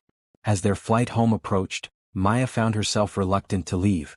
Despite the rocky start, Tokyo had become special to them, the place where their relationship had transformed from pretense to something real and solid. "We'll come back," Marcus promised as they packed. "There's still so much I want to show you." "I'd like that," Maya said, smiling up at him. "But first we have a confession to make to your family." Marcus groaned dramatically, pulling her into his arms. "Can't we just elope and send them a postcard?" Maya laughed, swatting his arm. "Nice try. But you promised, no more hiding, remember?" "I remember," he sighed. "It's going to be awkward." "Extremely," Maya agreed cheerfully. "But then it will be over and we can start fresh. No more Claire, no more fake relationship. Just us, Marcus and Maya, figuring things out together." He kissed her forehead. "I like the sound of that." The Johnson family estate was an imposing colonial-style mansion set on 10 acres of manicured grounds. As Marcus drove through the iron gates, Maya felt her stomach tighten with nervousness. "Your family lives here?" she asked, taking in the grandeur of the place. "No one lives here full-time anymore," Marcus explained. "After my parents died, Sophia and I both got our own places. But we keep it as a gathering spot for family events, holidays, that sort of thing." Today was Sunday brunch, a monthly tradition that had been paused for Sophia's wedding but was now resuming. The newlyweds had returned from their honeymoon 2 days earlier, and Marcus had insisted this was the perfect opportunity to come clean to everyone at once. "Are you sure about this?" Maya asked as they parked in front of the house. "Telling everyone at the same time?" Marcus nodded grimly. "Like ripping off a bandage. Quick and painful, but then it's done." He turned to face her. "Having second thoughts? About being honest?" "No. About facing your entire family's disappointment and confusion?" "Absolutely." He reached across to squeeze her hand. "We're in this together, remember?" Inside, the house was alive with the sounds of conversation and laughter. They followed the noise to a sunlit conservatory where about 15 people were gathered around a long table laden with food. Sophia spotted them first, rushing over to embrace them both. "You're back. How was Tokyo? I want to hear everything." More greetings followed: Michael, Aunt Patricia, Cousin James and his wife, and various other relatives who remembered Claire fondly from the wedding. Maya smiled and answered questions about Tokyo, all while feeling like a fraud. These people had welcomed her into their family, and they didn't even know her real name. Throughout brunch, Marcus was uncharacteristically quiet, picking at his food and drinking too much coffee. Maya nudged him occasionally, receiving tense smiles in return. She knew he was dreading what came next. Finally, as dessert was being served, Marcus clinked his glass, standing up at the head of the table. The room gradually fell silent, all eyes turning to him expectantly. "I have something important to share with all of you," he began, his voice steadier than Maya had expected. "Especially you, Sophia." His sister looked concerned. "What is it? Is everything okay?" Marcus took a deep breath. "No, it's not. I've been lying to you, to all of you, for the past year." He glanced down at Maya, who nodded encouragingly. "There is no Claire. There never was." A confused murmur rippled around the table. "What do you mean?" Sophia asked, looking between them. "She's sitting right here. This is Maya Wilson," Marcus continued. "I hired her to pretend to be my girlfriend for your wedding, Sophia. I invented Claire because I was tired of you worrying about me being alone." The lie got bigger and bigger until I couldn't find a way out. The silence that followed was deafening. Shock, confusion, and hurt played across the faces around the table. Sophia's expression was the most painful to witness, bewilderment giving way to hurt betrayal. "You hired someone to lie to me at my wedding?" she finally asked, her voice small. "I did," Marcus admitted. "And I'm deeply sorry. I thought I was protecting you, making sure you didn't worry about me during your special day. But I was wrong. I should have been honest from the beginning." Aunt Patricia turned her sharp gaze to Maya. "So you're not really with Marcus?" This was all a paid performance. Maya sat up straighter. "It started that way, yes. Marcus hired me to play the part of Claire for the wedding weekend. But," Marcus interjected, taking Maya's hand, "somewhere along the way something real happened between us. The feelings we have for each other now are genuine. That's why we're here today telling you the truth. We want to start fresh with honesty." The family exchanged glances, processing this revelation. Michael was the first to speak, his voice gentle as he addressed his wife. "Sophia? Are you okay?" Sophia was staring at her plate, her expression unreadable. When she looked up, there were tears in her eyes. "You could have just told me the truth, Marcus. I'm not some fragile thing that needs to be protected from reality." "I know that now," Marcus said quietly. "I was wrong and I'm sorry." "So let me get this straight," James said from across the table. "You hired an actress to fool your entire family, including your sister, at her wedding?" "I'm not an actress," Maya corrected. "I'm a children's book author. And yes, I agreed to the arrangement. I'm just as responsible for this deception as Marcus is." Aunt Patricia studied them both with narrowed eyes. "And now you expect us to believe that you've miraculously fallen in love for real? How convenient." "It's the truth," Marcus insisted. "I didn't plan for it to happen. Neither of us did." "Life is funny that way," Michael observed, placing a supportive hand on Sophia's shoulder. Another painful silence descended on the table. Finally, Sophia pushed her chair back and stood up. "I need some air," she said, heading for the French doors that led to the garden. Marcus moved to follow her, but Michael shook his head. "Give her a minute. This is a lot to take in." With Sophia gone, the rest of the family seemed unsure how to proceed. Some looked angry, others confused. Maya felt like sinking into her chair. "Well," Aunt Patricia said finally, "I can't say I'm entirely surprised. Claire seemed a little too perfect to be true." She turned to Maya. "So your real name is Maya?" Maya nodded. "Maya Wilson, yes.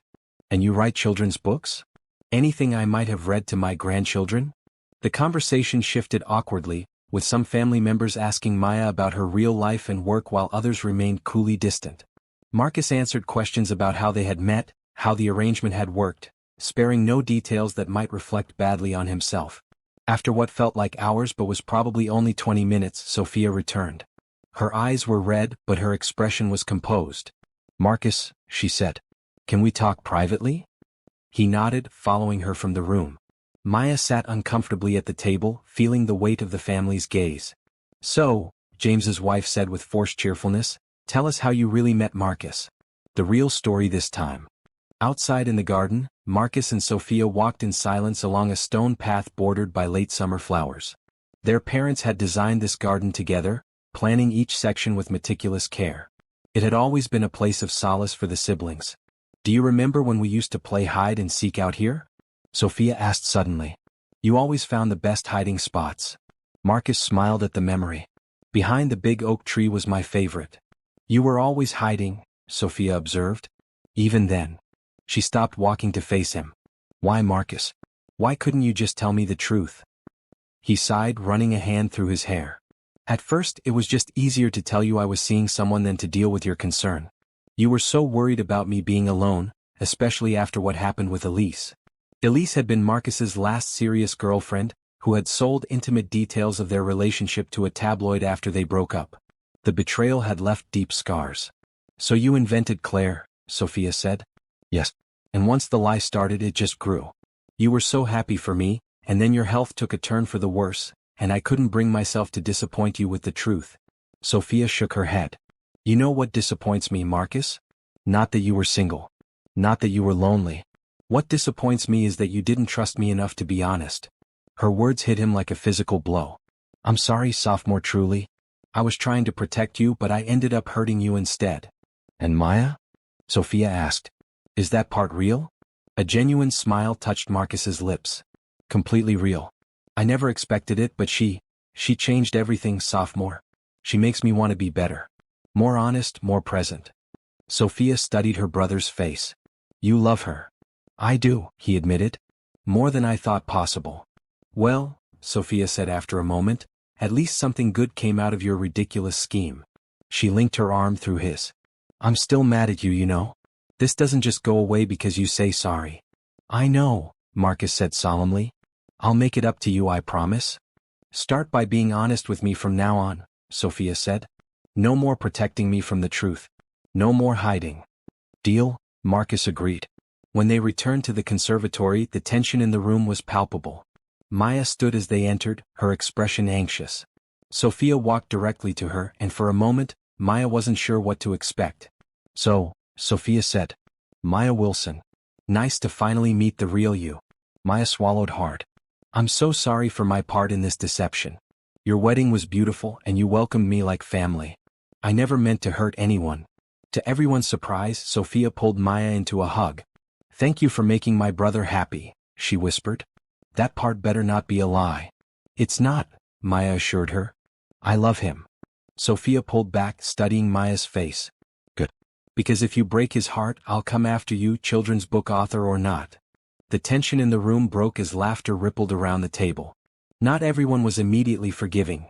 James remained stiff and disapproving, and a few of the older relatives seemed confused by the whole situation.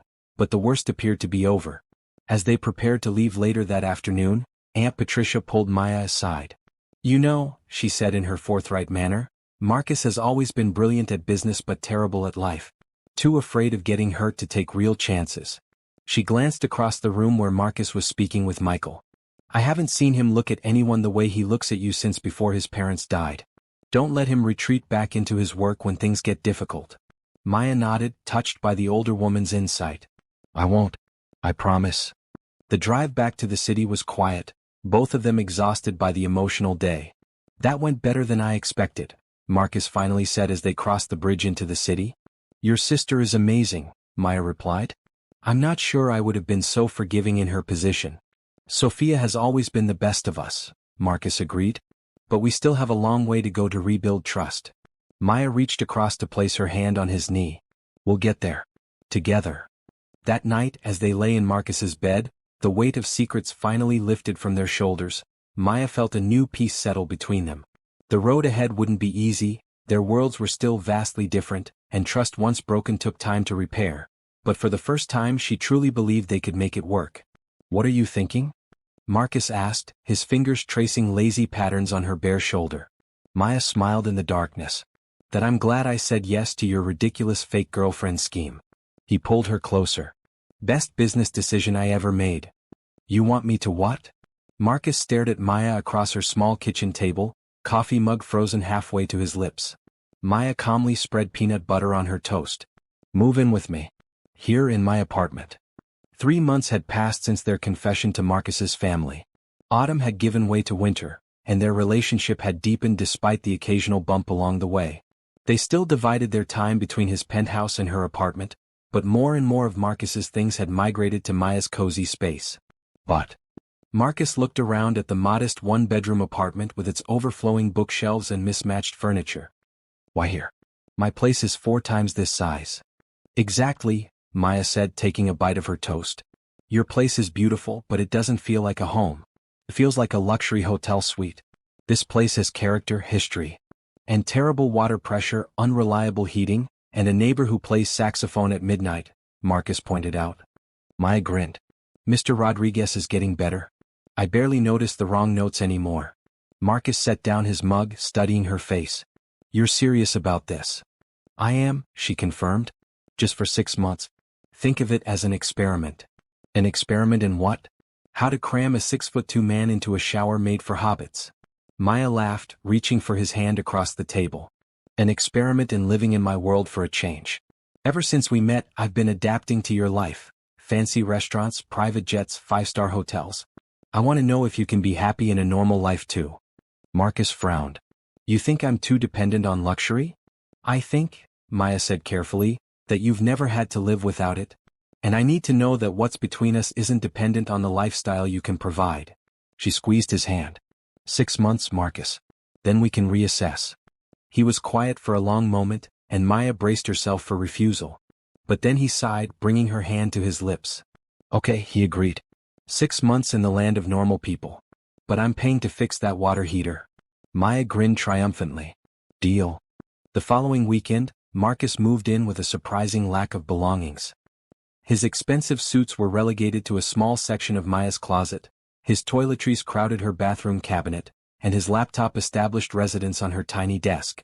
Is this really all you're bringing? Maya asked, watching him unpack a single suitcase. Marcus shrugged.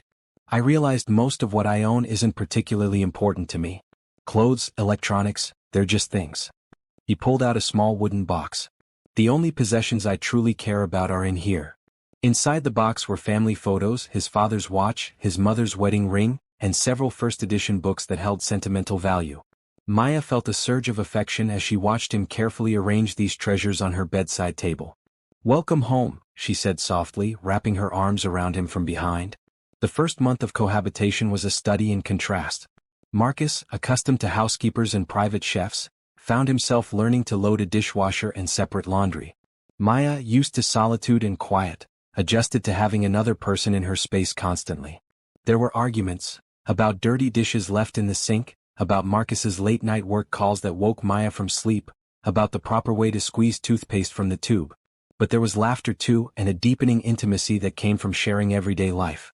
One night, returning from a grocery run, Maya found Marcus sitting cross-legged on the living room floor surrounded by neighborhood children. He was reading aloud from her latest manuscript, doing different voices for each character while the children listened in rapt attention. Maya stood in the doorway, grocery bags forgotten in her hands, as warmth spread through her chest. The sight of this powerful businessman sitting on her threadbare rug, completely engrossed in entertaining children from the building, was more precious than any grand gesture he could have made.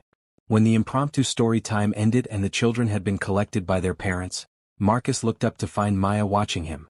What? He asked, suddenly self-conscious. Did I mess up the story? No, she said, setting down the groceries to join him on the floor. You were perfect. When did all this happen? Mrs. Rodriguez from 3B had an emergency dentist appointment and asked if I could watch Miguel for an hour. Then Lisa from across the hall heard voices and brought over Emma and Noah, and it just snowballed from there. Maya leaned against him, resting her head on his shoulder. They liked the story? They loved it, Marcus assured her. Especially the part with the talking tree. Miguel asked if you could write a sequel where the tree has a dog friend. Maya laughed. I'll consider it. As they put away groceries together, Marcus seemed unusually thoughtful. What's on your mind? Maya asked, handing him a box of cereal to place on the top shelf she couldn't reach. I was thinking about opening a children's literacy foundation, he said casually. Funding libraries in underserved areas, sponsoring author visits to schools, that sort of thing. Maya paused, a carton of milk in her hand. That sounds amazing. What brought this on? Marcus shrugged, but his eyes were earnest. Seeing how those kids responded to your story today. Books changed your life when you were young. They should have that chance too. Maya set down the milk and wrapped her arms around him. I love you, she said simply. Enough to let me install a better shower head? He asked hopefully. Don't push your luck, Johnson. 2 months into their experiment, Marcus surprised Maya by cooking dinner, a skill he had been secretly learning from YouTube tutorials during his lunch breaks.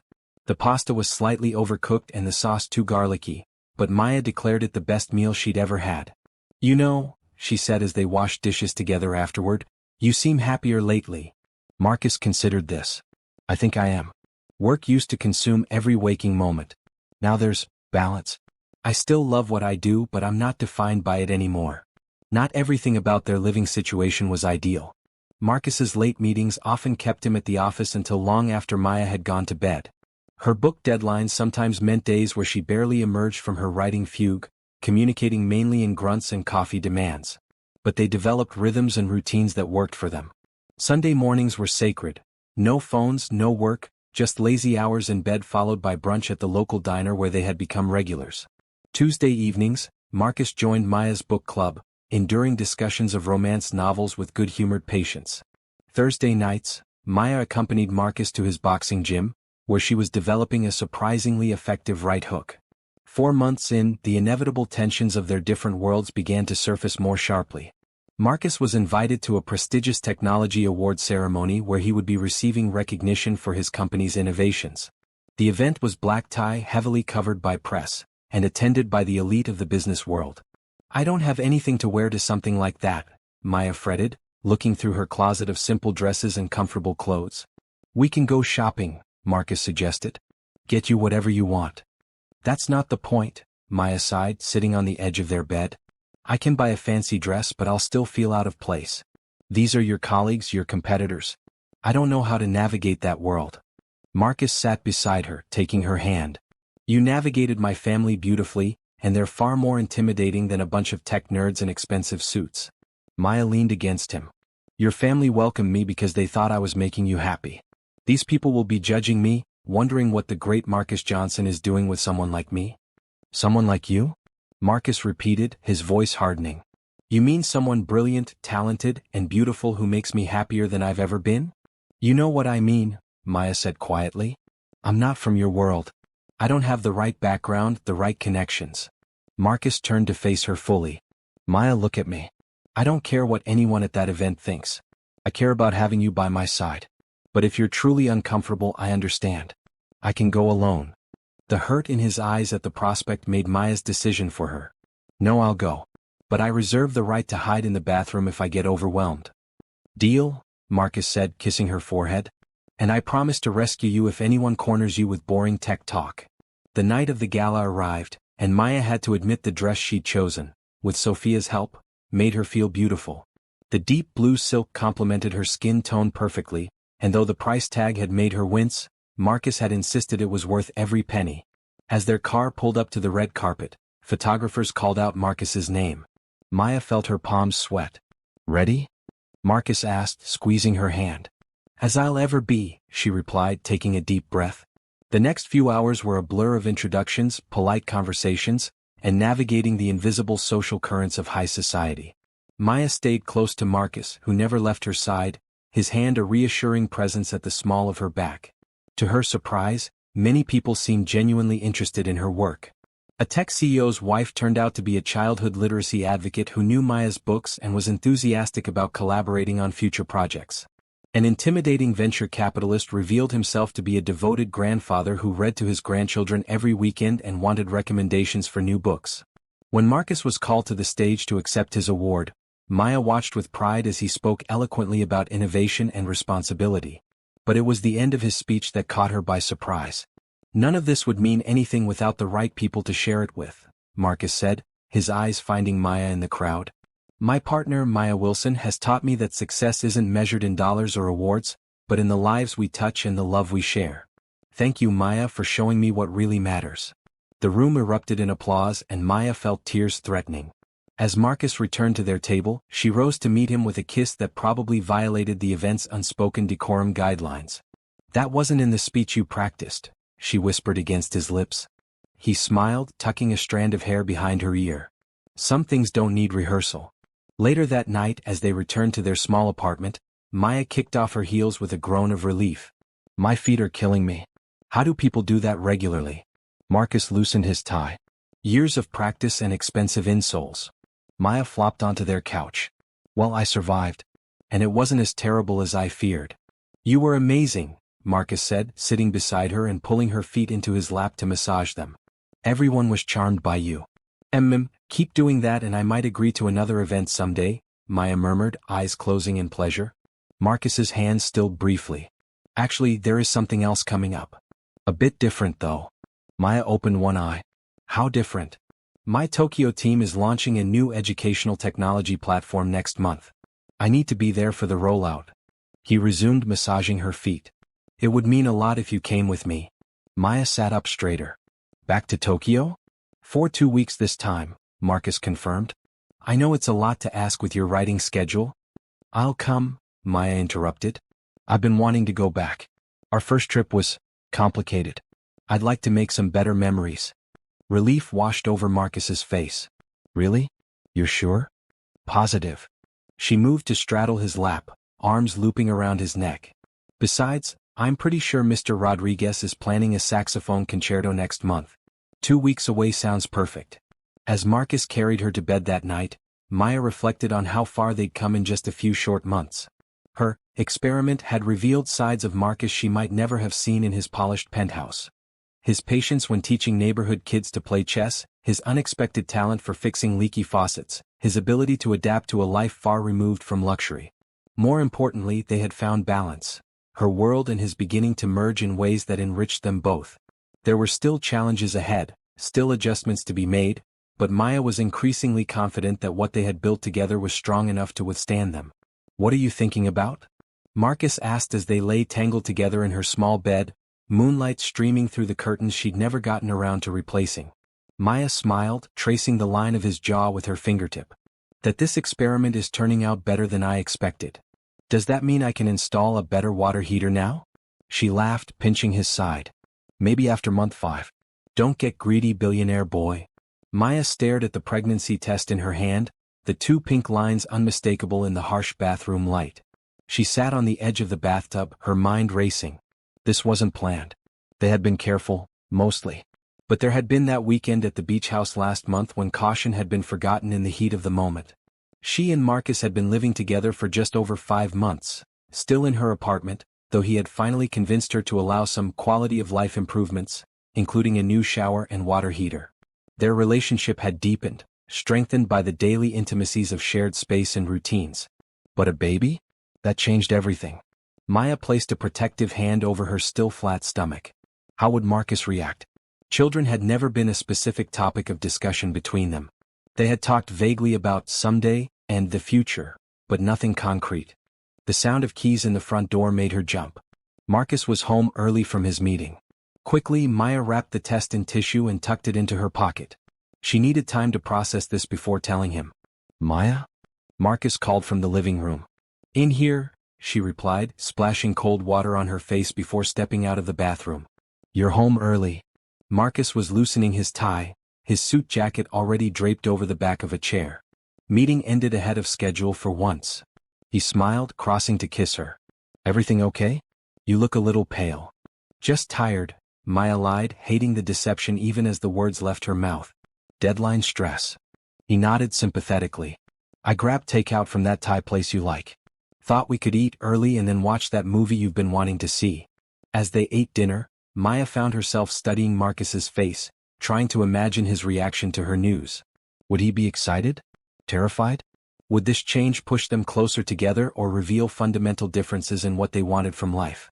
"Earth to Maya," Marcus waved his hand in front of her face. "You haven't heard a word I've said for the last 5 minutes." "Sorry," she said, setting down her fork. "I'm just distracted." "Deadline that bad?" he asked, concern creasing his brow. Maya took a deep breath. This wasn't how she'd planned to tell him, but the secret felt too big to hold alone another minute. "It's not the deadline." She reached for his hand across the table. "Marcus, I'm pregnant." Time seemed to freeze as Marcus stared at her, his expression unreadable. 1 second stretched into 5, then 10. "You're pregnant?" he finally repeated, his voice strangely distant. "You're sure?" Maya nodded. "I took a test today. 2 lines. Pretty clear." He sat back in his chair, running a hand through his hair. "Wow. I know it's a shock," Maya said, her voice trembling slightly. "It wasn't planned and we've never really talked about." "A baby," Marcus interrupted, still looking dazed. Then, slowly, his expression transformed. A smile spread across his face, brightening his eyes in a way Maya had never seen before. "We're having a baby?" Relief washed over her. "You're not upset?" "Upset?" Marcus stood, pulling her up into his arms. "Maya, it's unexpected, but—" He kissed her deeply, then rested his forehead against hers. "We're having a baby." Maya laughed, tears springing to her eyes. "We're having a baby," she confirmed. That night, they lay in bed talking for hours, imagining their future as parents. Marcus insisted on researching the best obstetricians in the city on his phone, while Maya wondered aloud how their tiny apartment would accommodate a crib. "We could move," Marcus suggested carefully. "Find a bigger place. Not necessarily back to my penthouse, but somewhere with more space. A real home for our family." The word family sent a thrill through Maya. They were going to be a family. "I'd like that," she agreed. "Somewhere with a nursery. Maybe a little yard." Marcus pulled her closer. "Whatever you want. Anything." In the following weeks, they toured apartments and houses throughout the city. Maya rejected the first few options Marcus suggested, luxury high-rises with doormen and concierge services, as too similar to his old life. Marcus found fault with several of Maya's preferences, citing safety concerns or poor school districts. "We're not going to agree if we stay at opposite extremes," Maya pointed out after a particularly frustrating day of house hunting. "Maybe we should both compromise a little?" The solution came unexpectedly when they visited a brownstone in a quiet neighborhood not far from Maya's current apartment. The three-story home had been divided into 2 units, a spacious 2-bedroom on the top floors and a small 1-bedroom garden apartment below. "It's perfect," Maya said as they toured the main unit. "Enough space for us and the baby but not ostentatious." "And the garden apartment could be your writing studio," Marcus added, seeing the possibility. "A dedicated space away from crying babies when you need to work." The brownstone was hardly inexpensive, but it represented the middle ground they both needed, comfortable without being extravagant, in a community rather than isolated in luxury. They made an offer that afternoon. As Maya's pregnancy progressed, other aspects of their lives required similar balancing. Marcus wanted to hire a team of specialists, nutritionists, dualists, the best medical care money could buy. Maya insisted on a more grounded approach, choosing a well-recommended but not celebrity-status obstetrician and attending regular prenatal yoga classes with other expectant mothers in the neighborhood. "I don't want to be treated like some fragile, precious object just because I'm carrying your child," she told him after he suggested hiring a personal chef to ensure her diet was optimal. "I'm still just Maya." Marcus struggled with this, his instinct to provide the very best battling with his respect for Maya's independence. They compromised. No personal chef but cooking classes for both of them to learn how to prepare healthier meals together. The most significant challenge came when they began discussing childcare and work arrangements after the baby's birth.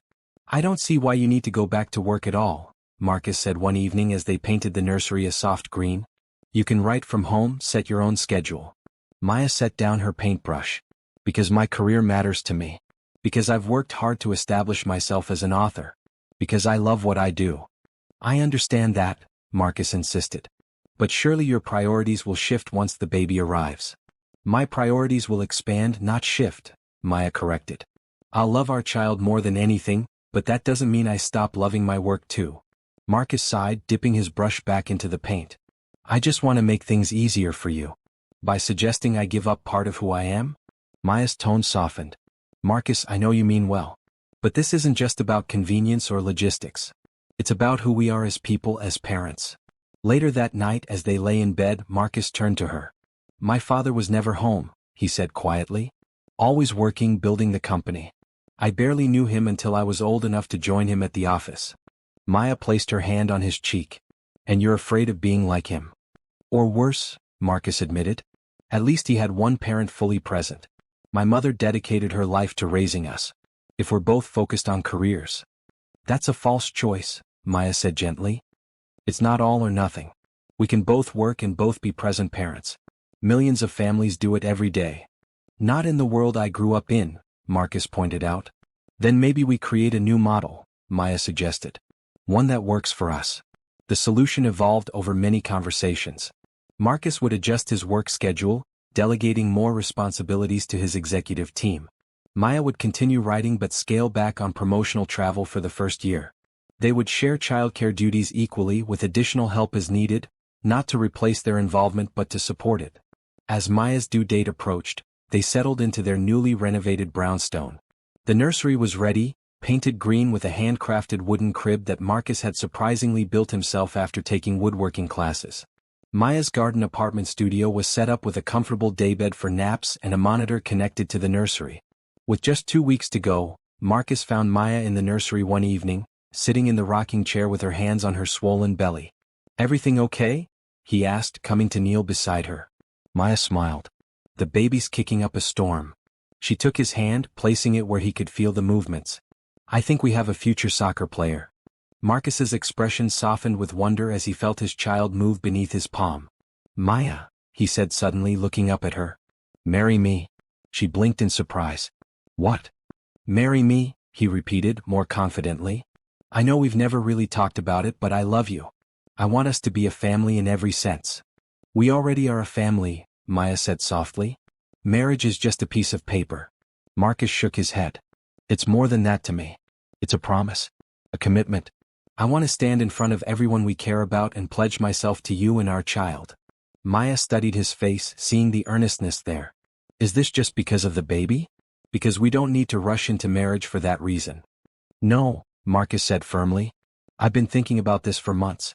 Actually, he reached into his pocket and pulled out a small velvet box. I've been carrying this around, waiting for the right moment. He opened the box to reveal a ring, not the ostentatious diamond she might have expected, but a simple band of rose gold with a small, perfect emerald. It was my grandmother's, Marcus explained. My mother always said it should go to the woman who truly captured my heart. Tears filled Maya's eyes. It's beautiful. Is that a yes? Marcus asked, hope and uncertainty mingling in his voice. Maya laughed through her tears. Yes. Of course it's a yes. The ring fit perfectly on her swollen finger as Marcus slipped it on, sealing the moment with a kiss. No elaborate wedding, Maya warned as they broke apart. Nothing flashy or excessive. Marcus grinned. How about we elope? Just us and whoever we want there. Somewhere beautiful and quiet. After the baby, Maya stipulated. I'm not walking down any aisle waddling like a duck. You're the most beautiful duck I've ever seen, Marcus teased, earning himself a gentle swat on the arm. Their son, Thomas James Johnson, arrived 2 weeks later, red-faced and squalling with impressive lungs. The birth was long and difficult, but Maya emerged triumphant, a fierce, primal pride in her accomplishment as she held their child for the first time.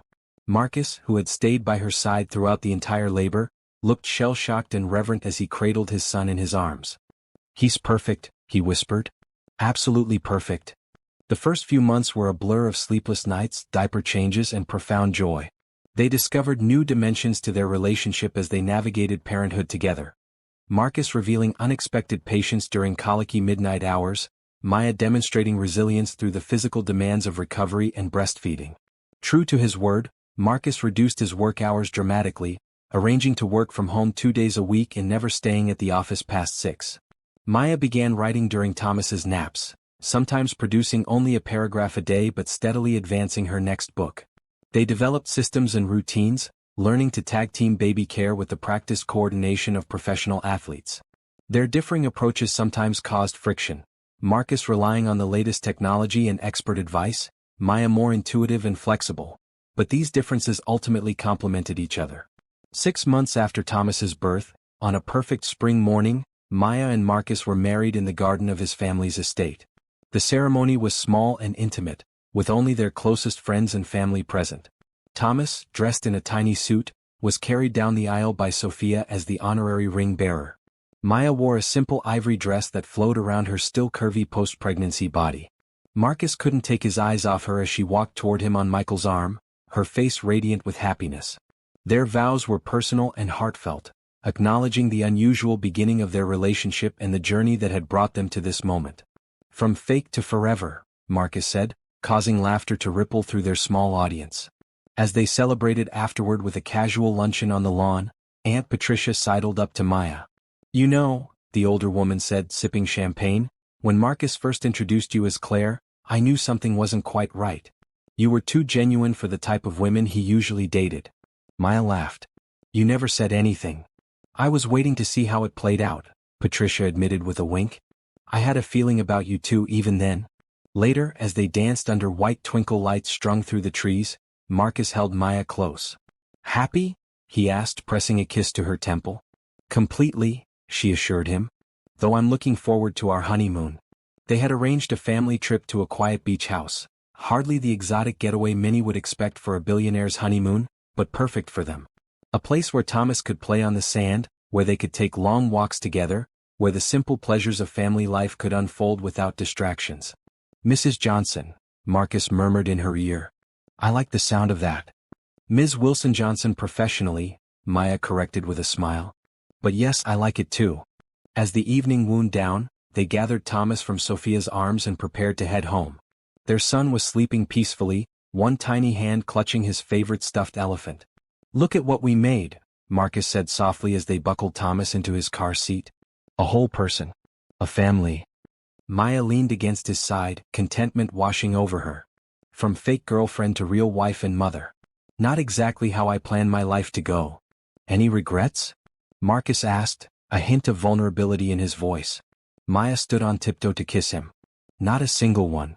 5 years later. Daddy, watch me. Thomas called, his little legs pumping furiously as he pedaled his bike across the brownstone's small backyard. Marcus looked up from the grill where he was cooking burgers, his face breaking into a proud smile. Looking good, buddy? Keep both hands on the handlebars, remember? Maya emerged from the house carrying a tray of condiments and their 2-year-old daughter, Lily, perched on her hip. Lily squirmed to get down as soon as she spotted her brother. Careful with your sister, Thomas, Maya cautioned as she set Lily on her feet. The little girl toddled determinedly toward her big brother, dark curls bouncing with each step. It was a perfect summer evening, warm but not hot, with a gentle breeze stirring the leaves of the oak tree that dominated their small garden. Friends and family would be arriving soon for their annual barbecue, a tradition they had started 3 years ago. Maya set the tray on the patio table and wrapped her arms around Marcus from behind, pressing a kiss between his shoulder blades. Need any help? He turned, spatula in hand, to steal a proper kiss. Nope. Just enjoying the view. Maya smiled, looking around their yard where toys were scattered among carefully tended flower beds. It is pretty great, isn't it? Their life had settled into a rhythm that somehow accommodated both stability and spontaneity. Marcus still ran Johnson Tech, but with a dramatically different approach than before. He had restructured the company to allow for more delegation, implemented generous family leave policies for all employees, and established a foundation focused on childhood literacy that Maya helped direct. Maya had published 3 more books in her children's series, which had grown increasingly popular. She wrote primarily from her garden studio but traveled occasionally for book events and school visits, sometimes taking the whole family along for mini adventures. They were comfortable rather than wealthy by Marcus's former standards. After Thomas's birth, Marcus had made the surprising decision to donate the majority of his fortune to various charitable foundations, keeping enough to ensure his family's security but not so much that their children would grow up with distorted values. I want them to understand the value of work, of earning things, he had explained to Maya. Not just expecting everything to be handed to them because of their last name. The decision had raised eyebrows in business circles but had ultimately earned Marcus respect for his principles. It had also freed him from the burden of excessive wealth, allowing him to focus on what truly mattered. His family, meaningful work, and giving back to the community. Their brownstone had become a gathering place for an eclectic mix of friends. Authors and illustrators from Maya's publishing world, tech innovators and entrepreneurs from Marcus's sphere, and neighbors who had become like extended family. Thomas and Lily were growing up surrounded by diverse perspectives and experiences, exactly as their parents had hoped. The garden gate opened and Sophia and Michael entered, their own 3-year-old twins running immediately to play with Thomas and Lily. We brought wine and dessert, Sophia announced, hugging Maya while Michael clapped Marcus on the shoulder. More guests arrived. Aunt Patricia with her new gentleman friend, Maya's best friend Layla and her husband, neighbors from across the street, colleagues who had become friends. The garden filled with laughter and conversation as children played and adults caught up on each other's lives. As dusk fell, Marcus lit the string lights that crisscrossed the garden. Maya watched him move among their guests, so different from the rigid, work-obsessed man she had met 6 years ago. He was relaxed, present, genuinely engaged with the people around him.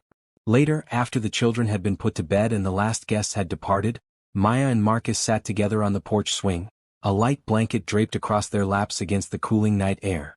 Good day, Marcus said, his arm around her shoulders.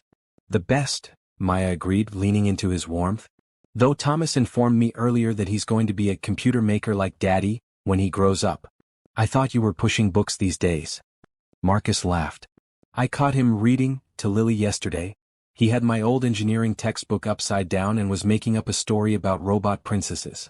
So he gets it honestly, Maya mused. The best of both of us. They sat in comfortable silence for a while, the gentle creaking of the swing the only sound in the quiet garden.